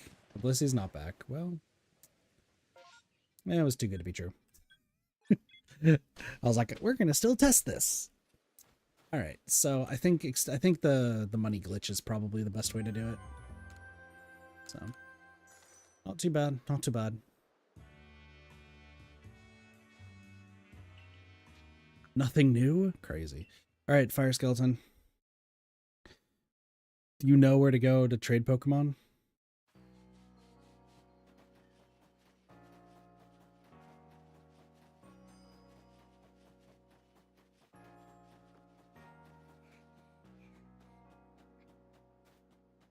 Like I said, a random Bidoof will do, because it's just going to get released on my end. But I'm going to talk to this lady, then go to trade, and then someone far away.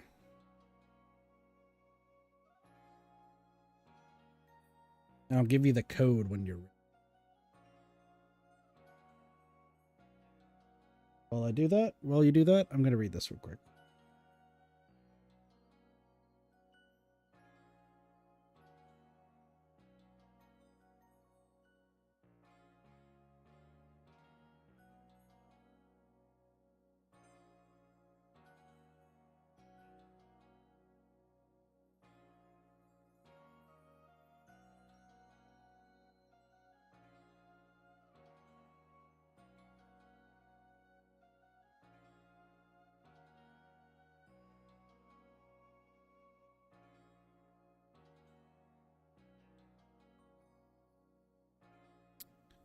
Unless Fire Skeleton is not here.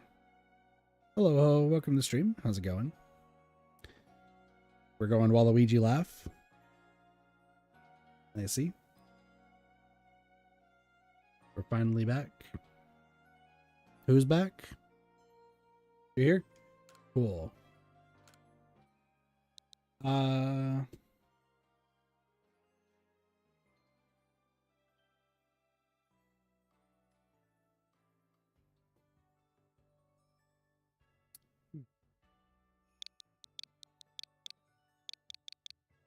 So that's going to be the code.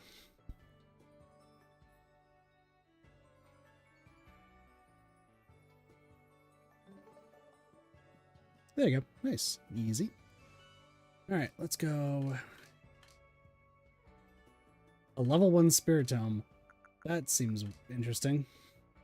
Where's the Machamp?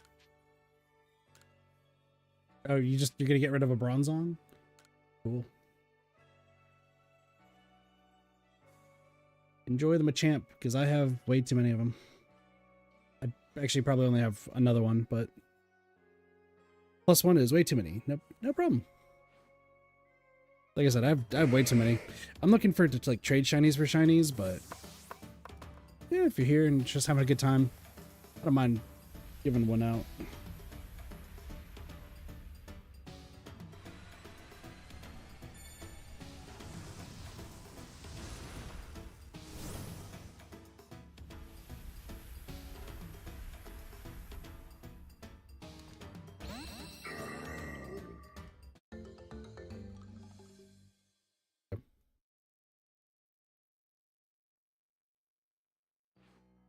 All right, cool. Yeah.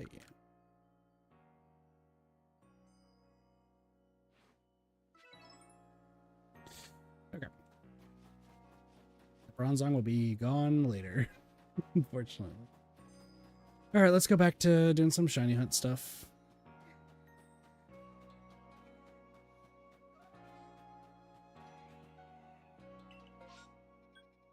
Ooh, hello. We'll go take a look at here.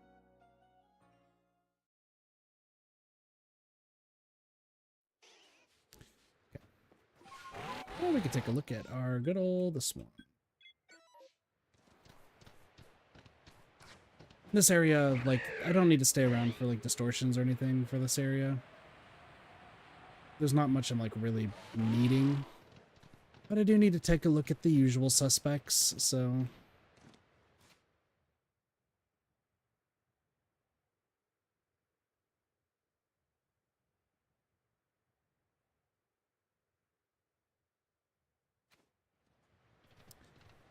I'm just some curiosity person in the YouTube chat, so I'm guessing Joss, is that how you say the name?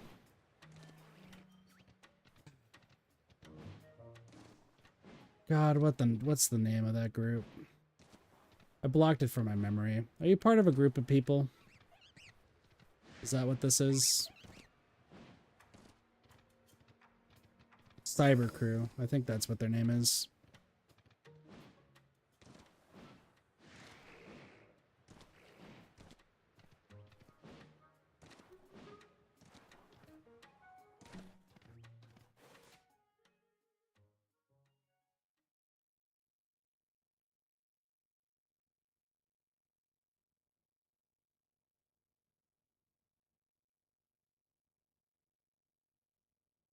I'm not mincing words anymore about that group.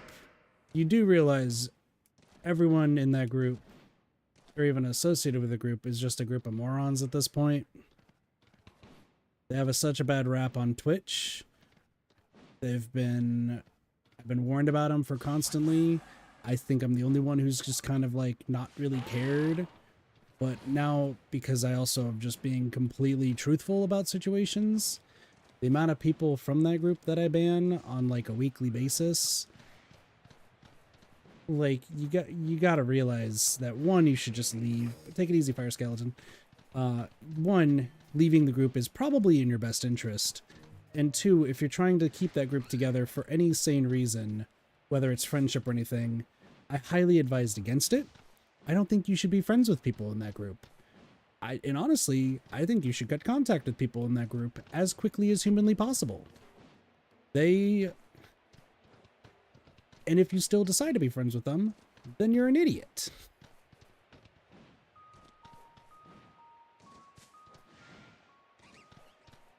If you're part of a group that decides to go around and just trying to be annoying little shits, and you're trying to be the only sane person, or look like the only sane person, you're not sane. You're just a leader of a bunch of idiots.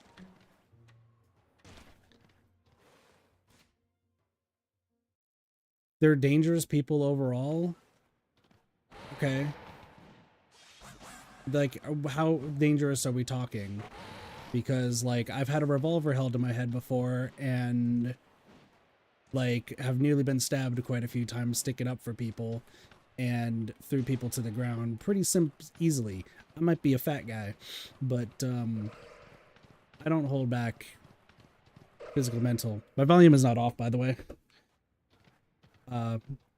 You can... I think you have me muted, Fire Skeleton, again. I think you keep clicking the wrong things, is what's happening. So if they're brutal in that, it's only verbal, don't worry. Then muting them and blocking them is the easiest thing you could possibly do. If it's just verbal, then you're a coward that's just getting back into them for some reason or another. I recommend cutting contact with the idiots and the morons. Let them be by themselves and wallow away in the sad life that they have. And, that should be that. I don't care what happens to any of them. I don't care if they try to change. There's a reason why they're a bad nuisance in a lot of communities. And there's a reason why I frankly won't mince words anymore. I've stopped mincing words. I've stopped being nice to people that I tried to look out for and tried to just be reasonable with. And morons will be morons. So if you truly are the sane person of the group, block them, mute them, ignore every bit of aspect with them. Do not listen to a single one of them. Because all it's going to do at the end of the day is bring you so much unneeded stress. And if they were normal in the past, that's cool. But they're not normal now. And they should lose you as a friend. And if you're saying you're gonna try harder. Because I know I've talked with you before. I don't remember your real, like, name that you constantly use. Like, not like IRL name, but like your actual, like, username sort of stuff. I quite literally hacked a streamer before. I guess that goes to show their name is the Cyber Crew.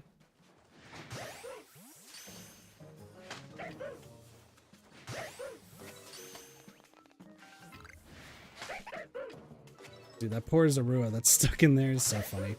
It's Void. Call me Void.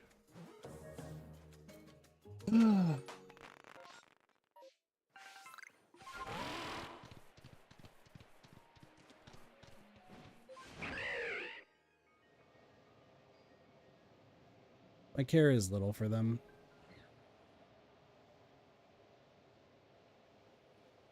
If they're hacking streamers and they have the skills to, like, hack people, then I'm just being real.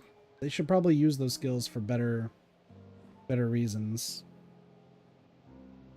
Just saying.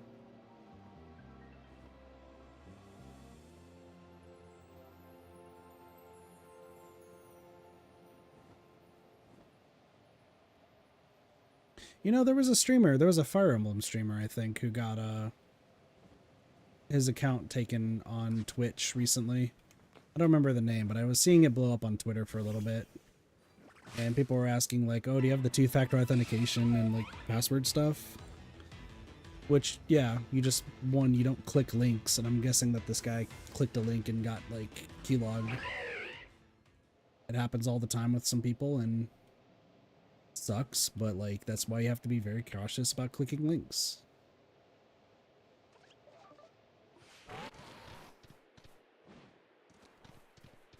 If they're able to get past that security and, like, mess with people's stuff, they should be using that for the power of good, not for stuff that people probably want to, like, hurt them over.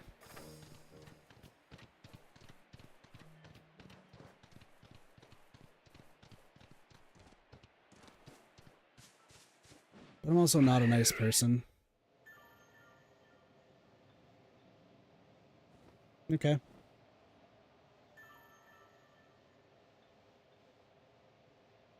Sounds good.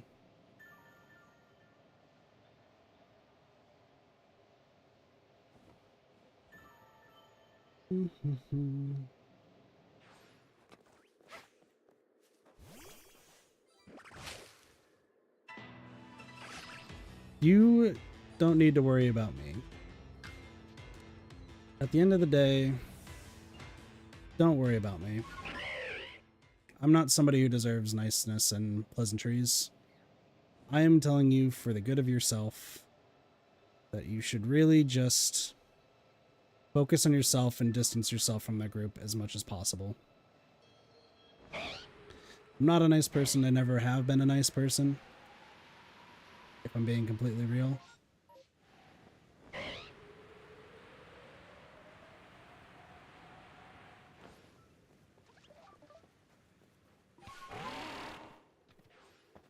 There's a reason why somebody's almost shot me before. There's a reason why some people have threatened to stab me before. And there's reasons why I do protect people, but also have broken people's bones as a result. I'm saying for the good of yourself, you should distance yourself from that group as soon as possible.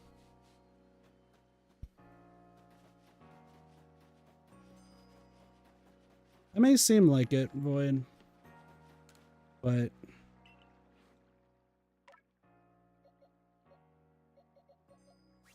I try my best to be as, maybe it's a facade. I always try to be nice. The reason I say I'm not a nice person is because that's what most people end up calling me at the end of the day. I try to be nice. I try to be reasonable, but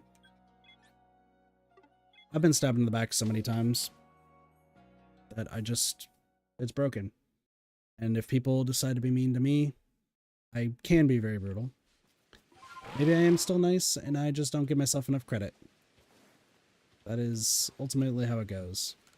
But I also don't mince words anymore. I think I did in the past, but now I still don't.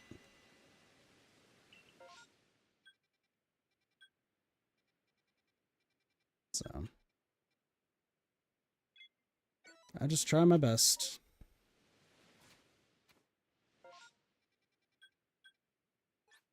Because why would a nice person lose friends left, right, and center? Right?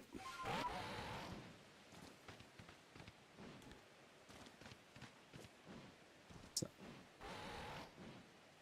I'm just saying, I might not be one to look out for you or anything, but distancing yourself from that group is the best thing. But ultimately up to you.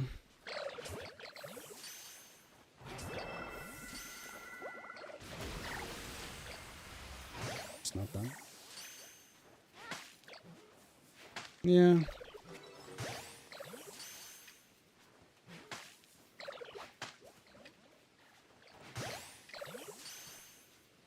mean, once again, I used to start off as a Splatoon streamer and used to have like a whole bunch of friends in the Splatoon community.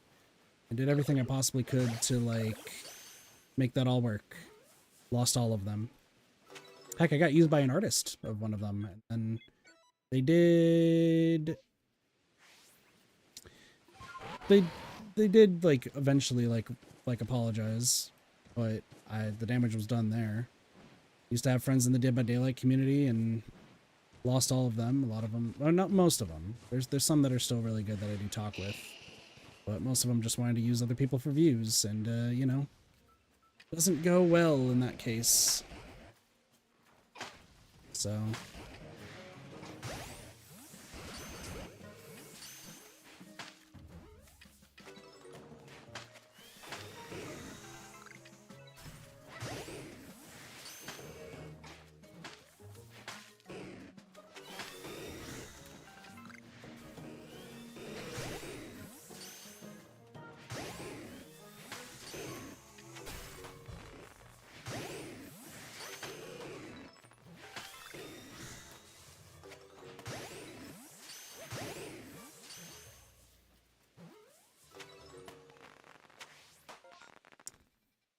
Licky Tongue, I think is another one that I need, so.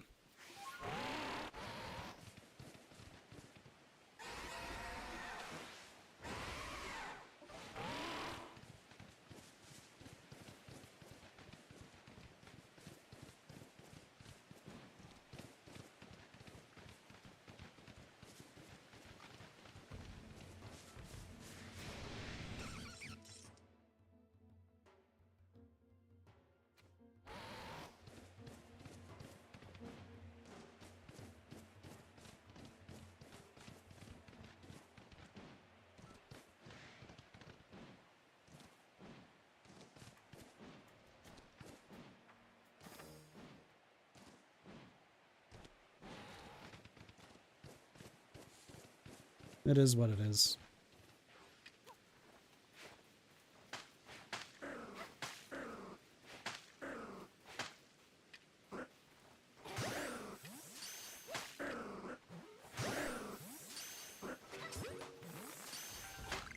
Oh, hi. This guy's big. Two of them? That's crazy.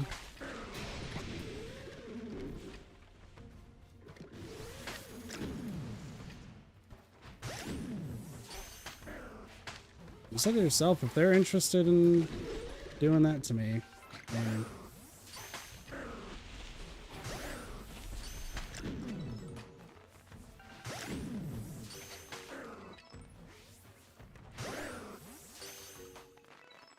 I'm also not a happy person, so I mean, they could also be found and taken to court for murder afterwards.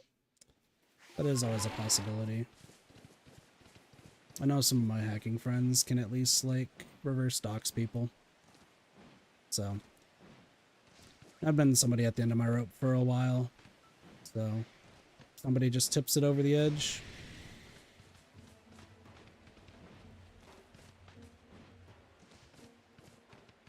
At least I still have some friends in my IT community and my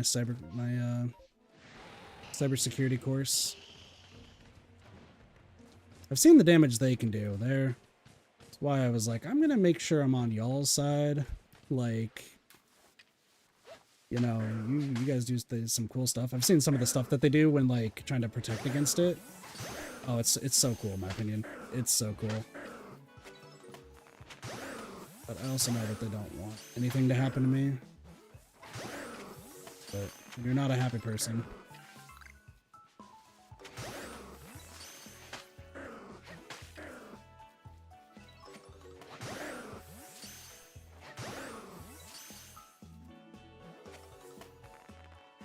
That's how it goes.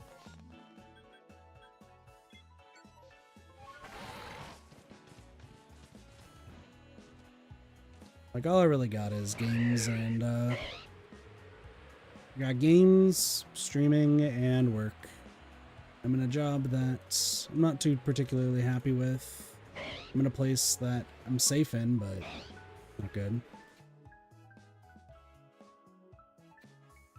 Like I said, muting and blocking them is going to be your best course of action. Regardless of what they try to tell you, it's probably in your best interest to do that.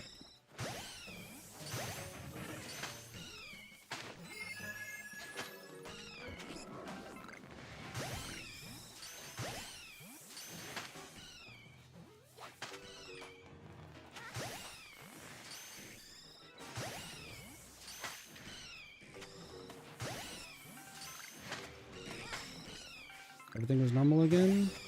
Well, then that's either discussion you need to have with them, or, you know, just distance yourself. That's pretty much where you're at.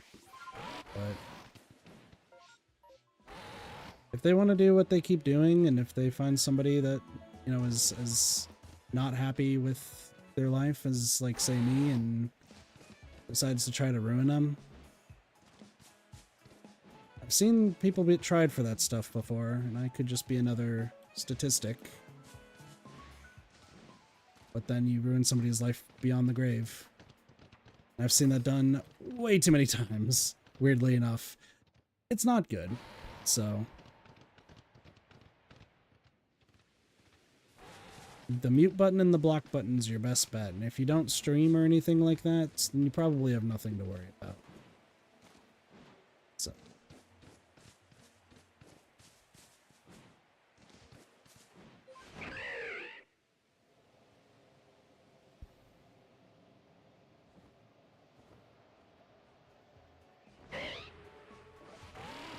Gosh.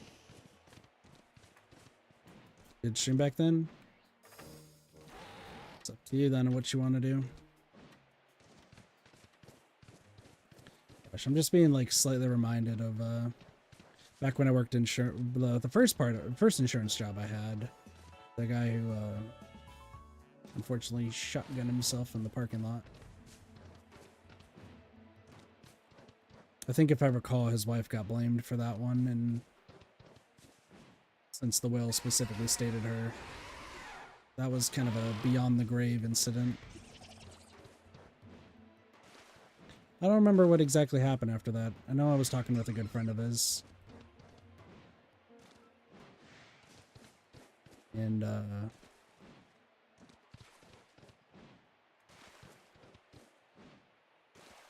think it was tried as murder, I want to say.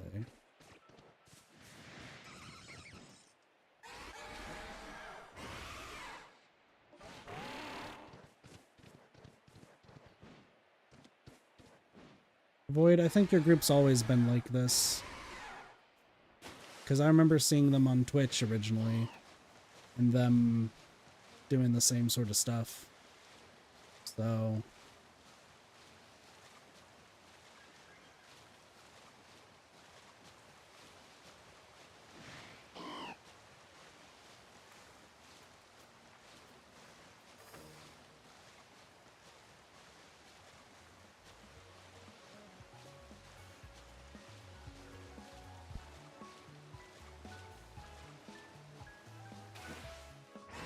Sorry for all the depressing talk for others who are watching and just trying to chill. It's not been a secret around this community that I'm not much longer.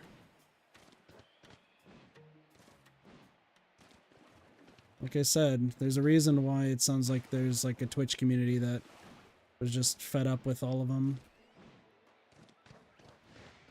I want to say there was a Dead by Daylight streamer who wanted to reverse dox them, but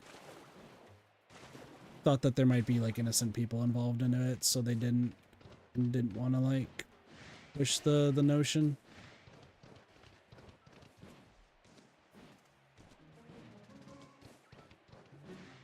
I remember playing with one of them, because like the name comes up every now and again, and like I just mostly don't care. I just don't give them the time of the day. Like, in theory, should also be banning you just to, like, have nothing connected to it, but... I seem to be somewhat calm today.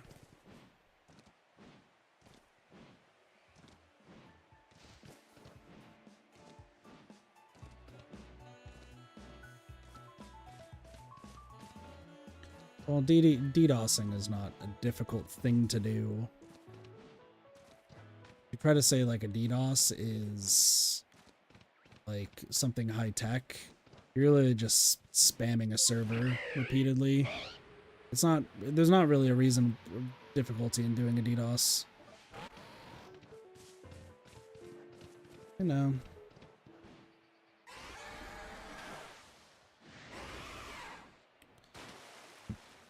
The only concern I have, Void, is, well, I do remember the name Void being consistent. There is some concern over the fact that you tend to switch names a bunch too. Which...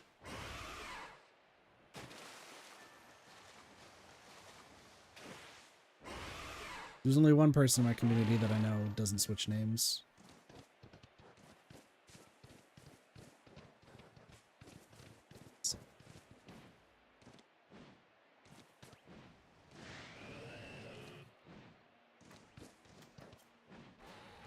I don't really see how that works, but especially if like on every account you go around telling people that your name is Void.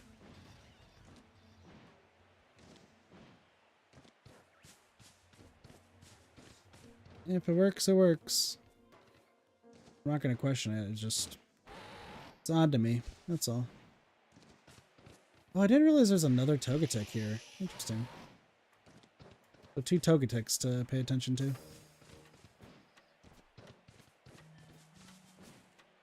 Alright. Not too much else I need to really worry about right now. I think it's been about like 7 or 8 minutes. So I need to give it like another like 6 minutes or so.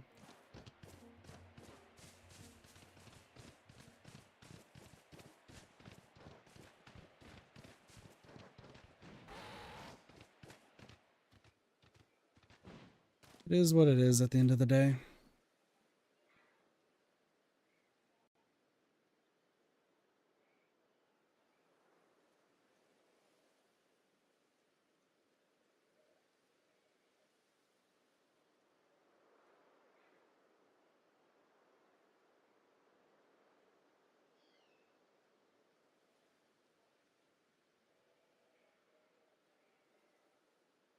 Well, if you're the so-called leader, you technically should have the power to do something about it, but it's ultimately up to you to do what you need to do.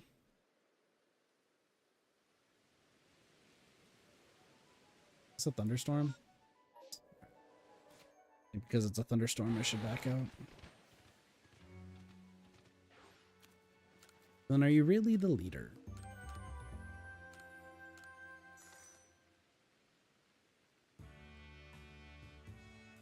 I'm just curious. Do you know any of these people in real life?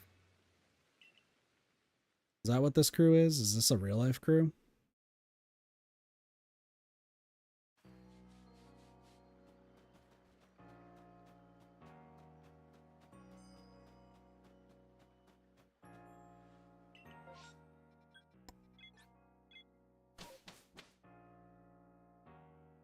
Okay, that doesn't answer my question. Like, are these all the people in your crew people you know real life?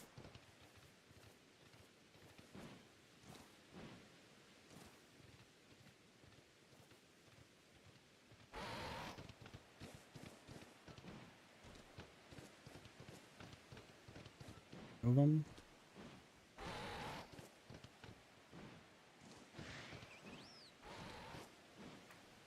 The normal one.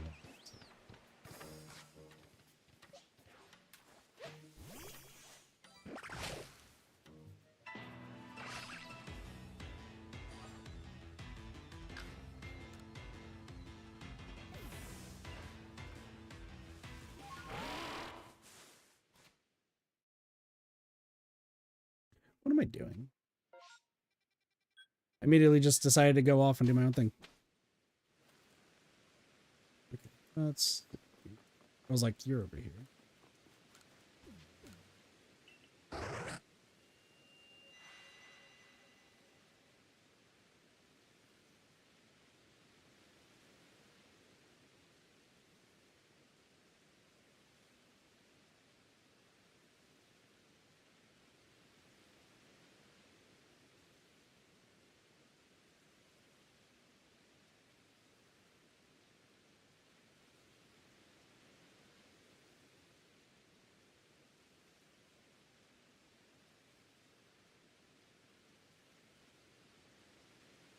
Checking something here.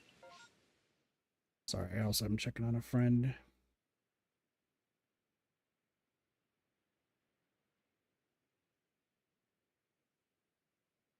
One second.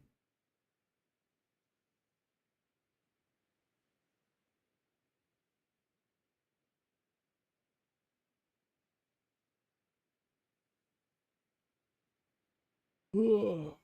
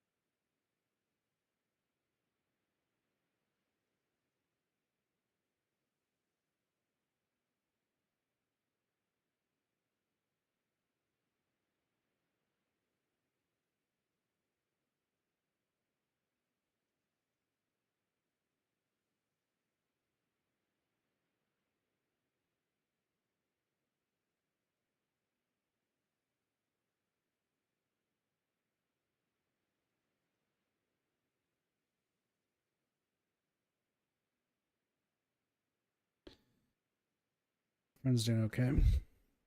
Sorry.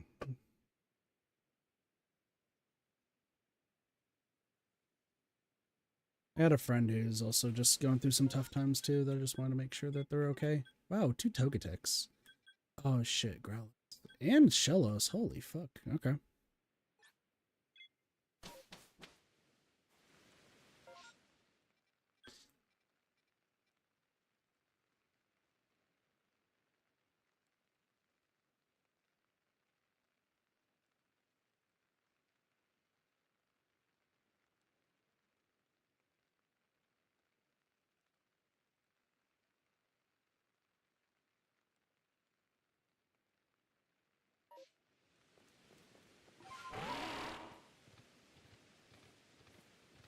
Do do do do do do do do do do. Gesture.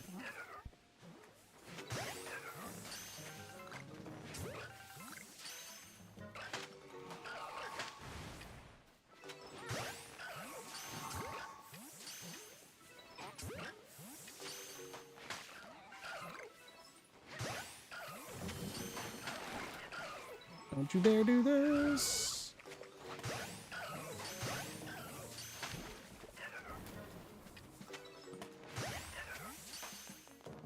I guess I'm also this person's lifeline, so if I go, that means that they're probably also gone too. So.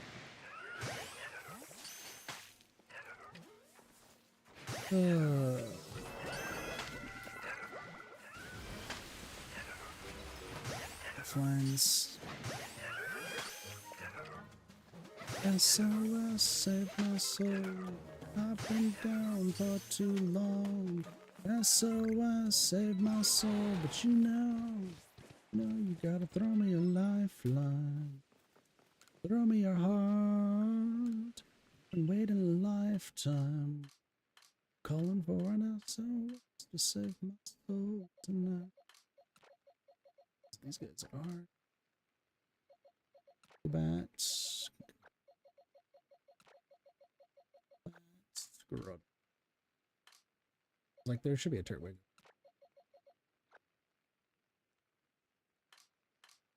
How's that working out for you, Void?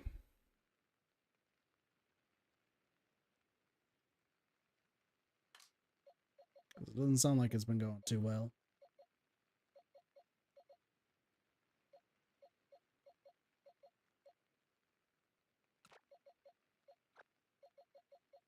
Yeah. Could have told you that, Chief.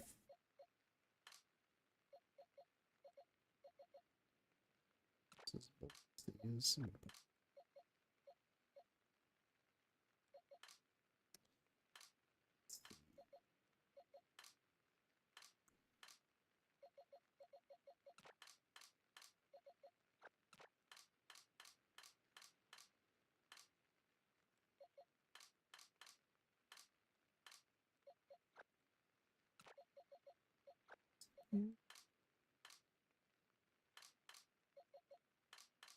So save my soul. I've been for too long. So I save my soul, but you know. Ugh, excuse me. I don't know why this guy's here. Technically, I have a shiny one of.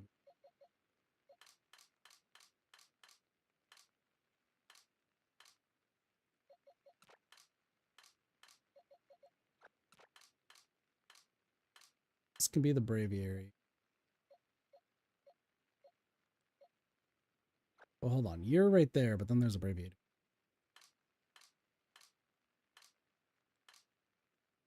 It's a she? Interesting. We'll get to see if there's some people out there who, into that sort of stuff from all different genders and such. That's cool.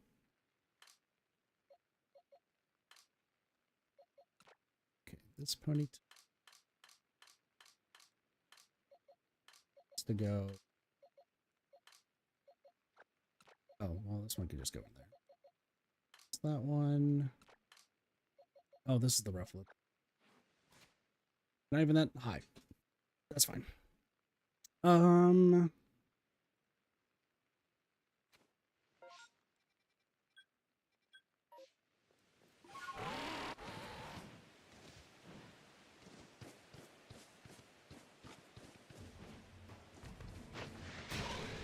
That was a Alpha Duskull. That was cool. Hello, whoops.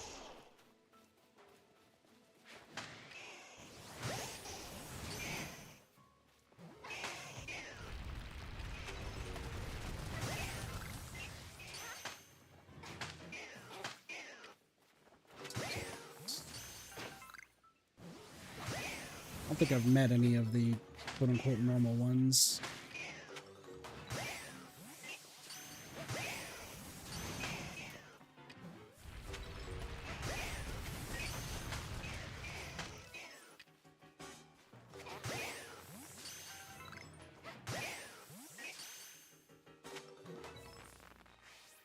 How am I supposed to help? Hold on.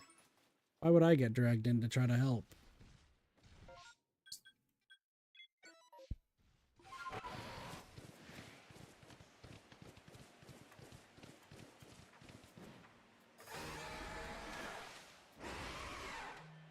Like, literally, my only advice is to distance yourself from that group as quickly as possible. And just not care if they try to do anything. The moment you let you let the care get to you, like, that's the point where, like, shit starts falling apart. If you, like, truly care about what they're gonna be doing to you, then, you know, they already got you in the bag. For me, for somebody who has very little care of their own life, like, because of something like that, like, I'm just somebody who, like,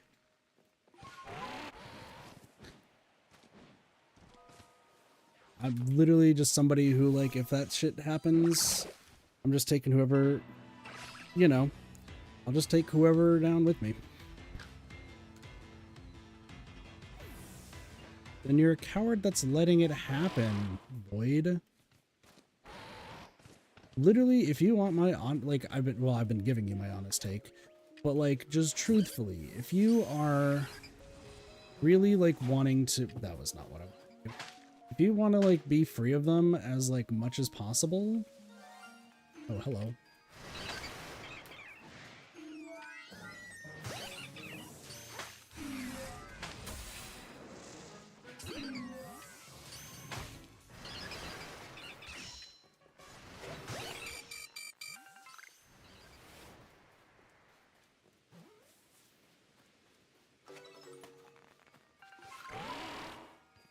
Ooh. That was a shiny Togetic. That was cool. To find me if they try leaving? Then let them.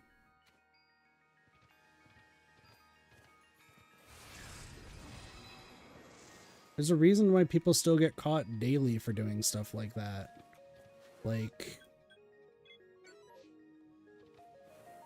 you're letting them get to you. If they do, like, try to find you and everything, if there's, like, police or anything that gets involved or something, a new horde seems up. Oh, cool. Like, they have the resources to deal with that.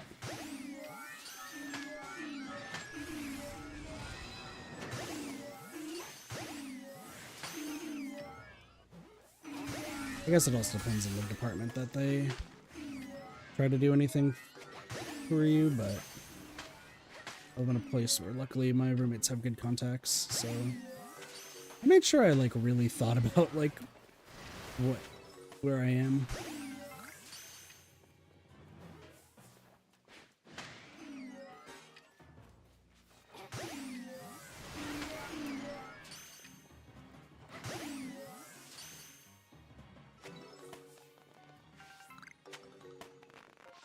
Let's see.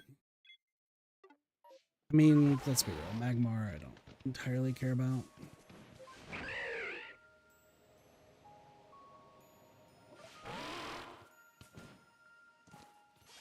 But say fuck it regardless. Let them do what they're gonna do. If they try anything,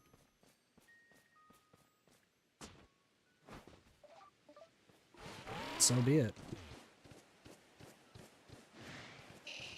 I might not be the best person to talk about with this sort of stuff, because once again, I'm somebody who just is already at the end of the rope. But, you know.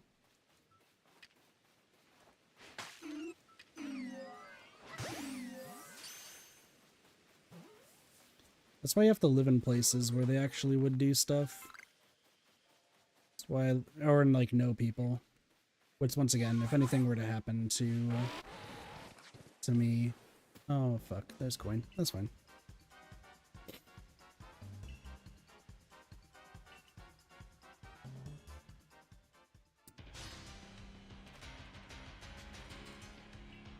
I don't really want to keep talking about this, but if it's sating your worry, then cool.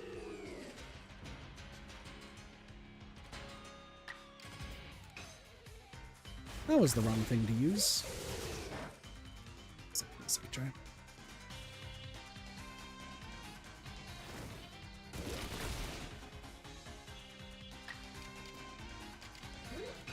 There's not sugar.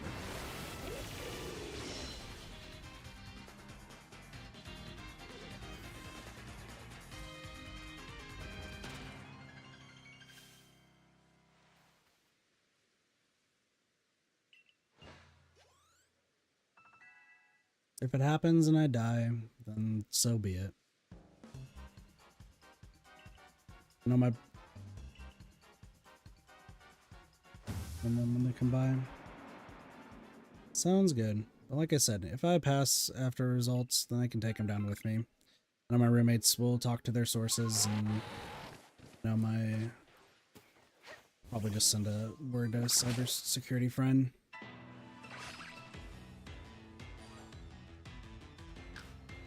I think I still have Jeff's number, so. Way we do a fun revenge from the grave, and I can just have a clear conscience while being dead, so. Like I said, they want to push somebody over to the edge.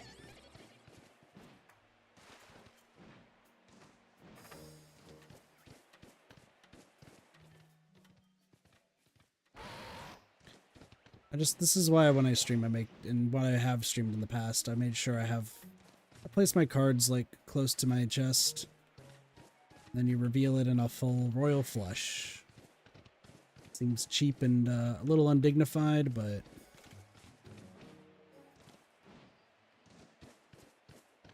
when you reveal, you reveal.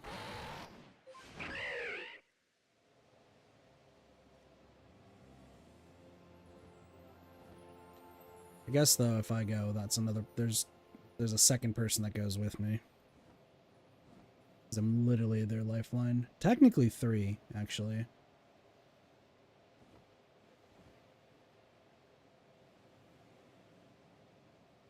I think my brother would then pass after that. That'd be too much for him to bear.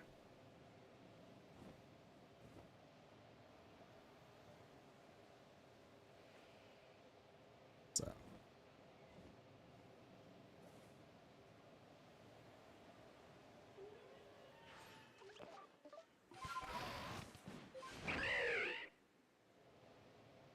How be it, how it be.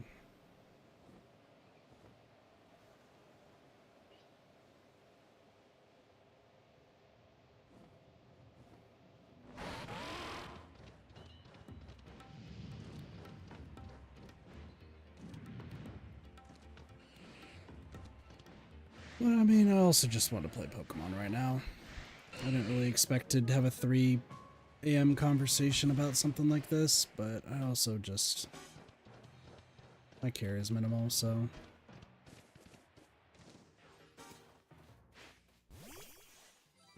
Well, I mean, it's nice having a cordial conversation with you. But...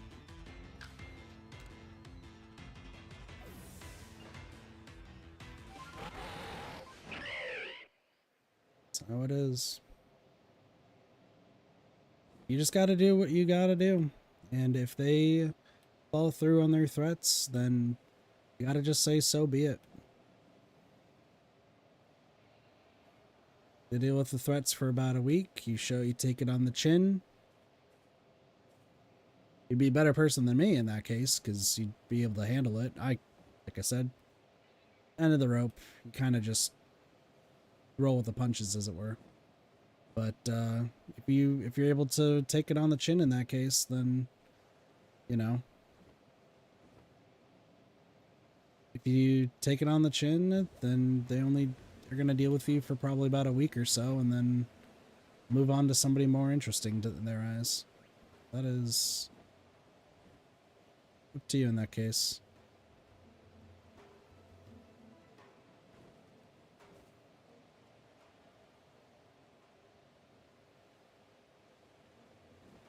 Like I said, you're dealing with somebody with, what is it, a kill switch, I think is what it's properly called.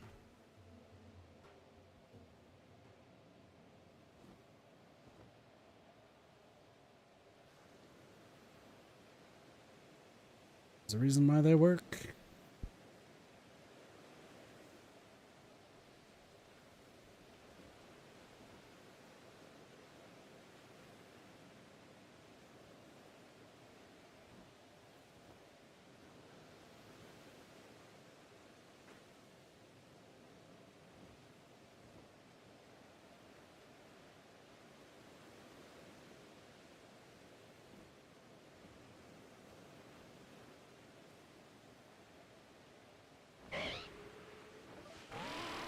I already knew I'm not making it to 30, but... at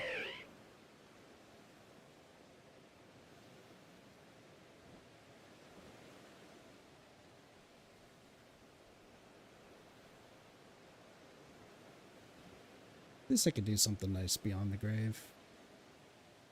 That'd be nice.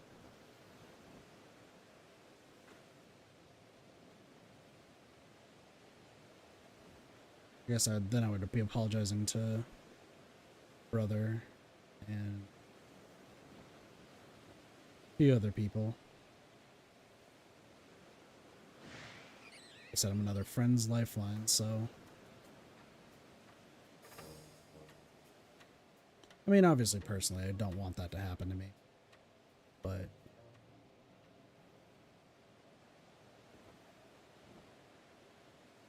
I said, I'll just reveal my cards and go from there.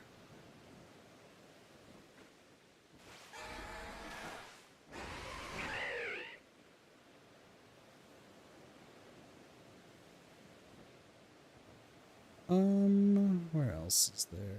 I guess there's stuff over there too.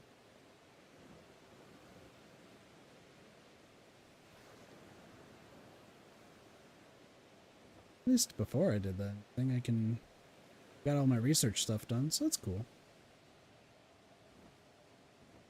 Technically didn't learn anything new, but DB was. This tree is shaking.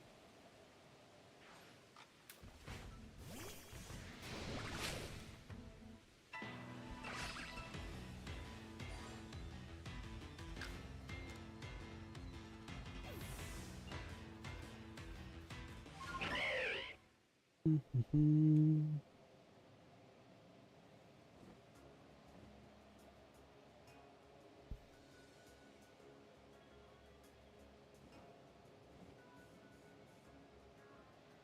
lot of things also, you know. Hindsight 2020 in life, there's a lot that you can consider. Some people I probably wish I talked to more. Some people mending bridges beforehand.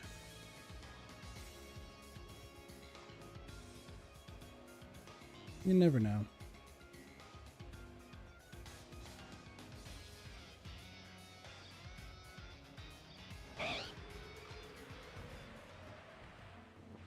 Oh, it's this girl. Well, didn't mean to drop next to her, so.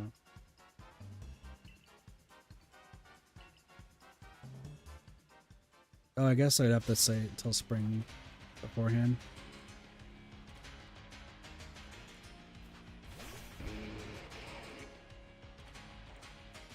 You sound more worried about it than I am. But like I said, you're talking to somebody at the end of their rope, so. You're talking to somebody who has no issues with passing.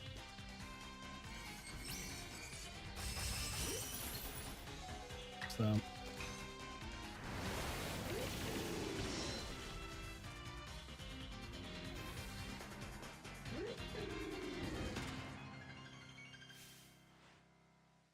A lot of people, I think, probably do have issues with it.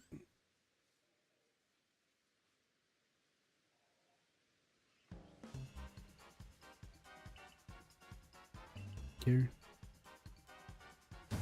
It's okay to care. Void, I literally don't. If they do something, streaming is my only thing that I have that's like going for me right now. So like, that goes away, then I got nothing else to live for here. I'm not doing anything useful in life. Yeah, I had like video ideas and stuff that I can probably like wanted to do, but you know.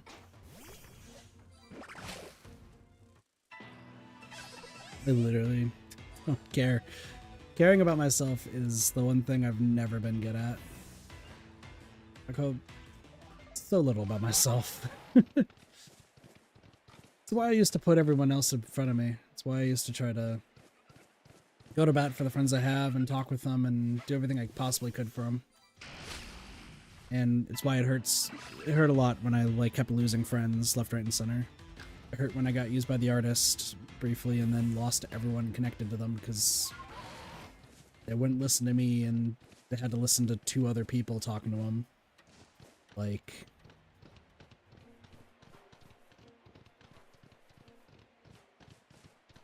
you know, like I said, hindsight's 2020. There's things in the past that I wish I did differently. There's, you know, if I might have had like, I might have still been in friends with like a lot of Splatoon creators and Nintendo creators.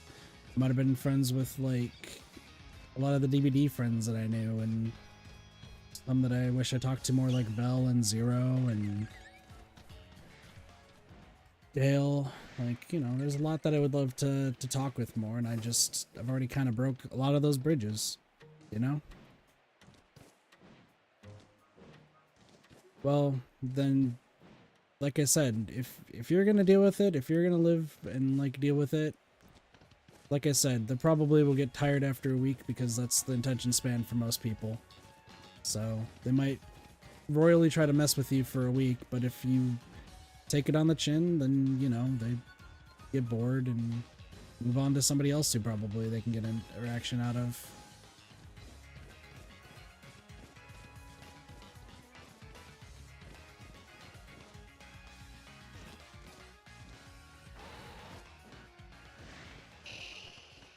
I've learned the knots and everything. I've learned all that stuff, so like I said, you prepare for it.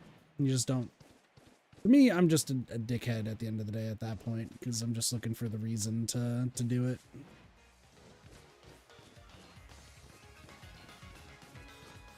I'm pretty sure my little brother would have passed. I probably would also not be here. I'm pretty sure him and I are both each other's lifelines, so.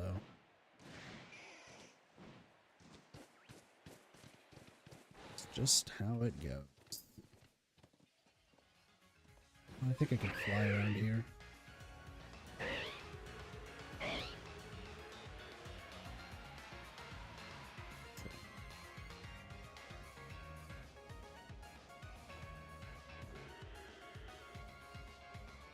I mean, once again, if anyone's like having doubts, by the way, there's a reason why this is like right next to me. The reason I own 5 of those. All for box cutting purposes is the initial play. You can just touch a bunch of strings that when you pull one, have a really tense reaction. Well, it means that you feel something, and that means that you actually really care. I see that you're probably a good person trying to do the best with the cards being dealt with you. Like I said, you're a lot stronger than I am, so...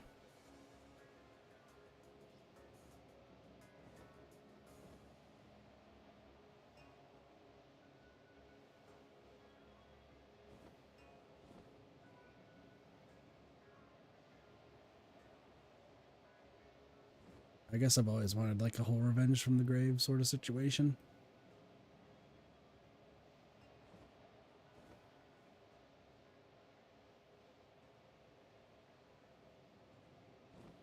Before anyone's like, a therapist could help, a psychiatrist could help. Adam, don't really.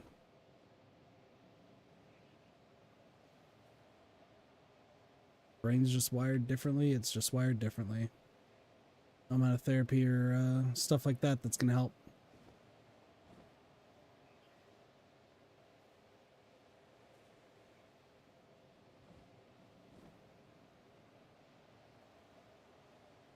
There is a lack of anything going on right now.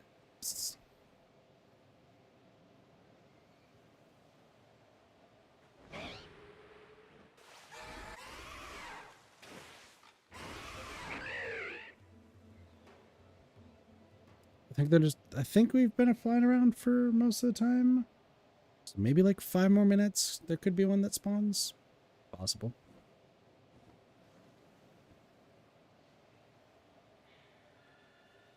This is a thunderstorm? No, it's just a regular rainstorm. Cool. Good old 15 minutes each time. Jump, Scrapey. I haven't really been finding too much. I mean, we did find the Togetic. That was actually... Did I mark that off my list? Yes, I did. Oh, if that's the case, then I should land and save.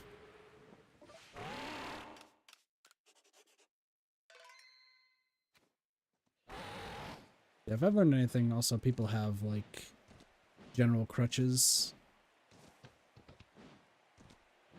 And,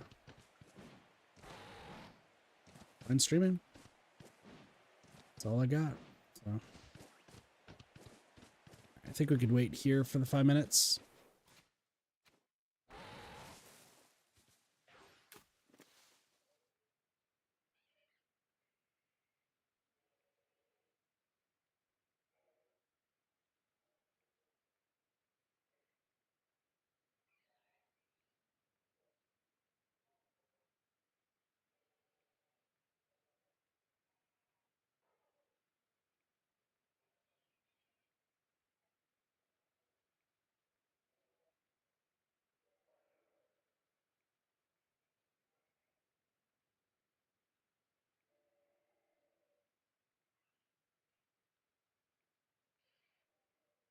It's up to you, Void, and what you want to do. And it's almost like 3 in the morning, so I should probably also end off stream here relatively soon. So...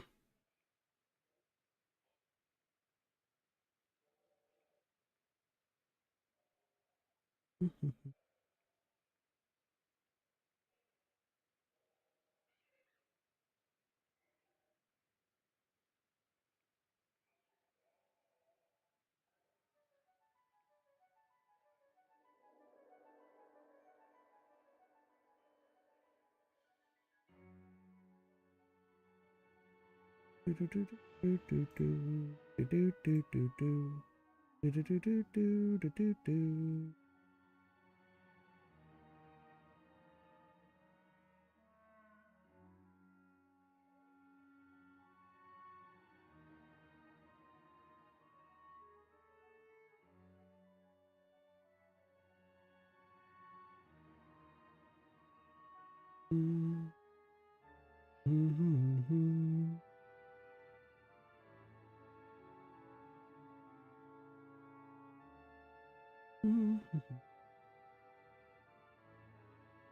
do you know that that's them, by the way? I'm just curious.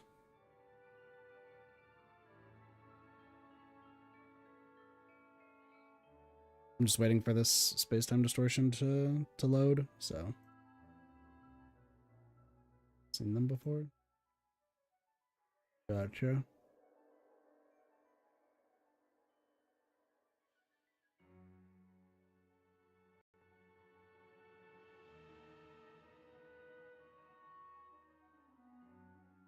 You'd think they'd want to, like, hide themselves or something, you know? You would think.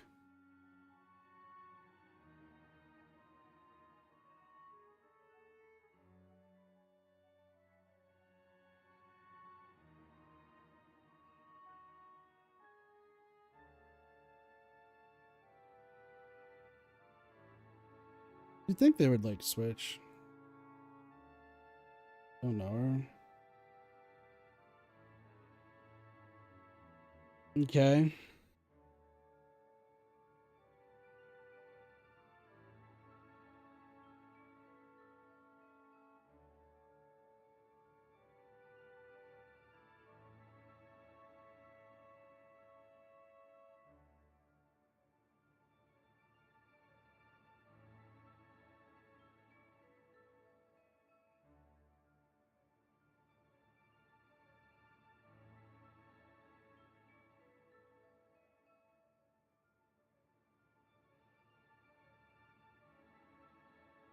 Did it spawn in? I thought I missed it.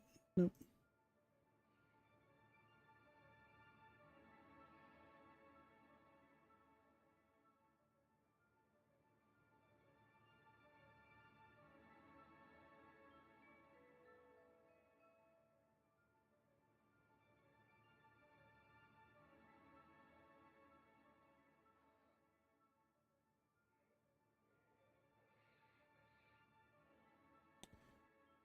Do.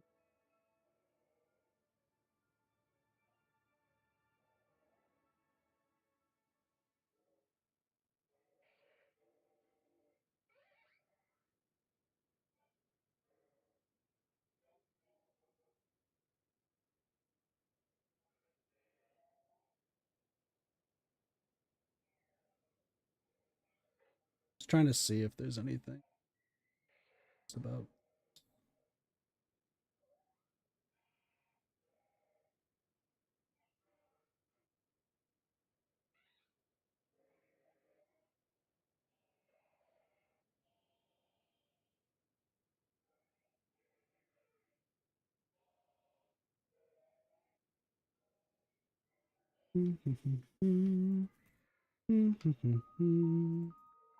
Walking in a winter wonderland. Walking in a winter wonderland. Do do do do do do do.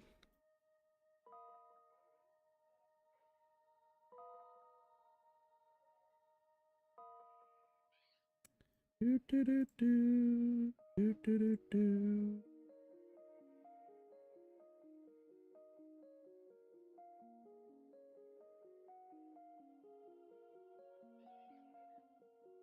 Yeah, and what about him?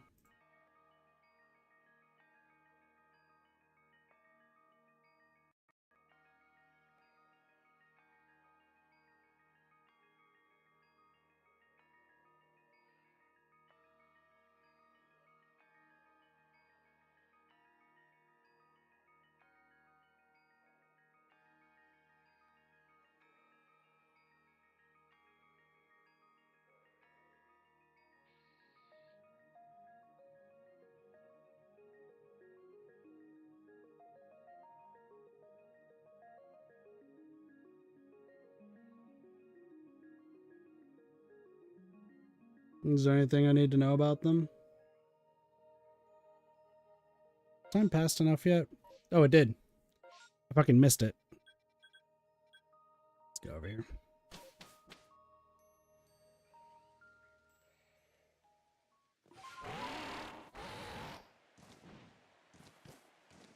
I don't know. But based on the message, it sounds like they weren't a normal one. So I don't know what your normal ones are like, but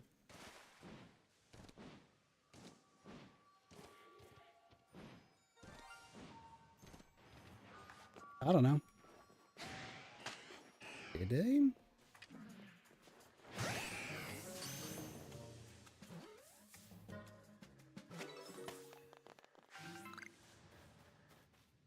I don't even know what the message was. What was the message?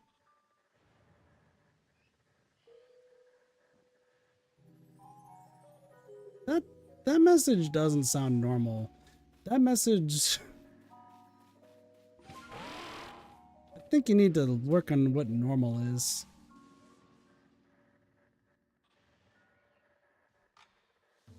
There's Discord that can be used to talk. There's a lot of different ways to talk to people.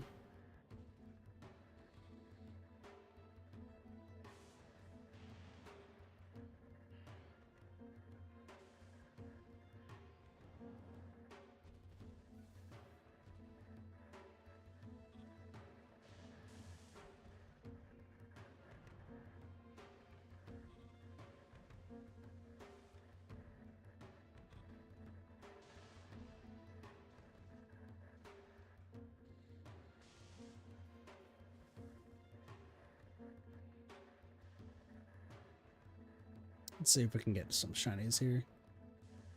That was funny that the dust dog showed up. So.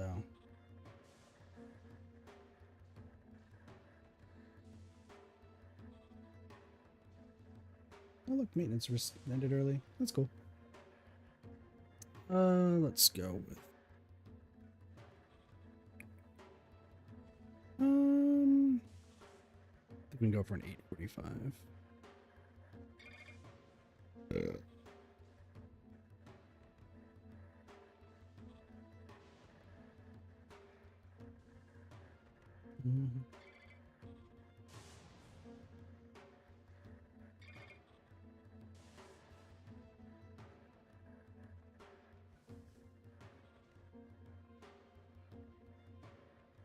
People sure are funny today. Don't you just love people?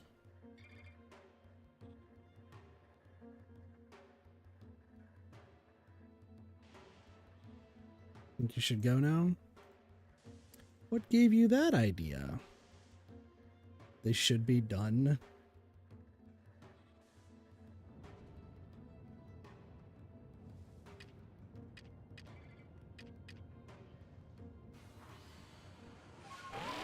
Such a weird thing to say, isn't it? They should be done. By Magnezone. Sing Sing, yeah. What, pray tell, would they be done with? If you don't mind me asking. I thought that was another Magnezone. That would have been crazy. Stop saying everything is weird. What do you mean? Trust.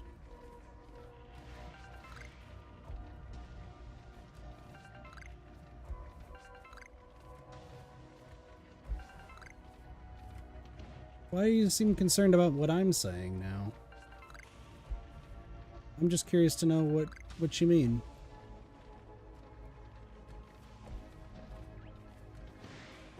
Let's get these, get to our safe spots. Get this Magnezone. Magnezone! See?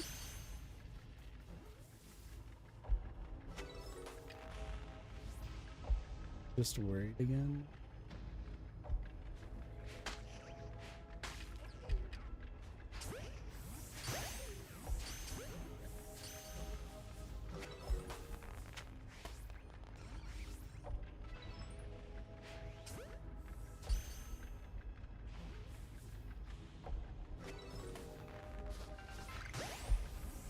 Mr. Mime going on a fucking... Dude, that guy went on a goddamn run. Holy hell. They just fucking booked it.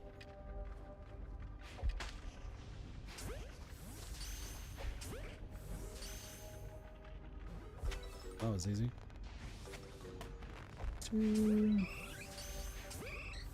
Use these feather balls.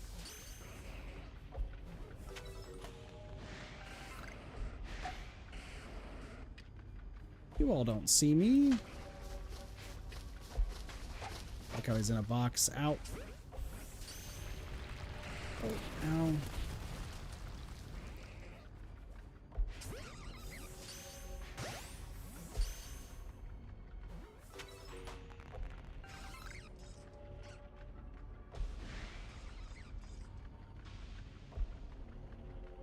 Boy, do you mind if I give you one tidbit before you go for the night, if you're still here, and before I end off stream? Because, like I said, it's getting late, so I should probably get some sleep.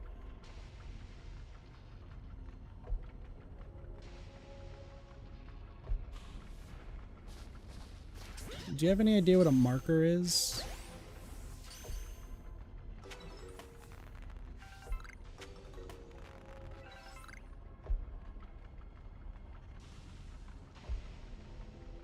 Yeah, a marker.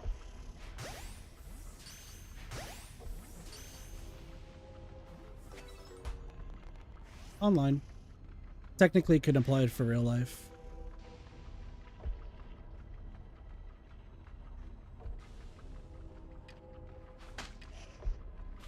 I actually learned this from a my former best friend's grandfather. He's the guy who held a revolver to my head. Pleasant fellow after that, but prior to that, you know, he wanted to kill me. So it's a fun stuff. But in essence, a marker is somebody who locates a target for a hit. And they're the ones who, either knowingly or unknowingly, are the ones who create the ability to do a hit on a target, a hitman. My best friend's grandfather, one who held a revolver to my head, hence the reason he had a revolver, is because he used to be a former hitman. He's passed by this point. It's been a while.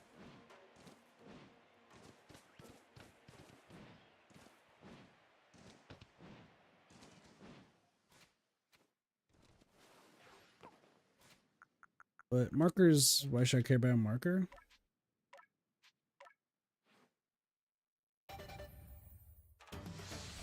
The markers seek people out, like I say, knowingly or unknowingly, to cause a hit on their marks, right?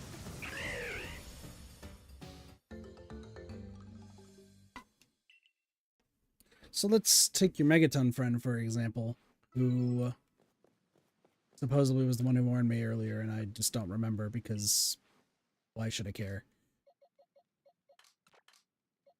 It's possible that they were a marker, just trying to rile up some concern before something happened, right? That could be a possibility. Could be that somebody was told to just, you know, scope out a target before doing anything. So, but, you know, that's kind of what a marker does. Could be somebody who talks quite a lot, who might not even know that they are the marker for a group of people. People will go to them to seek out a mark. Crazy how it all works. Why when they go for hits, they rely on the marker's intel. Follow the same patterns that they do over and over again.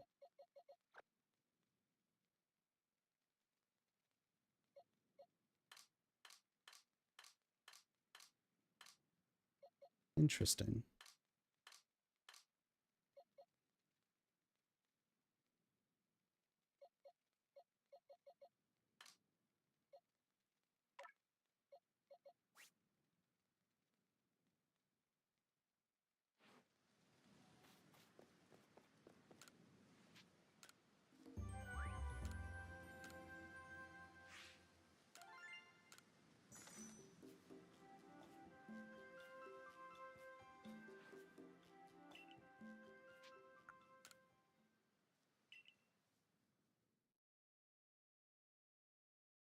I'm aware.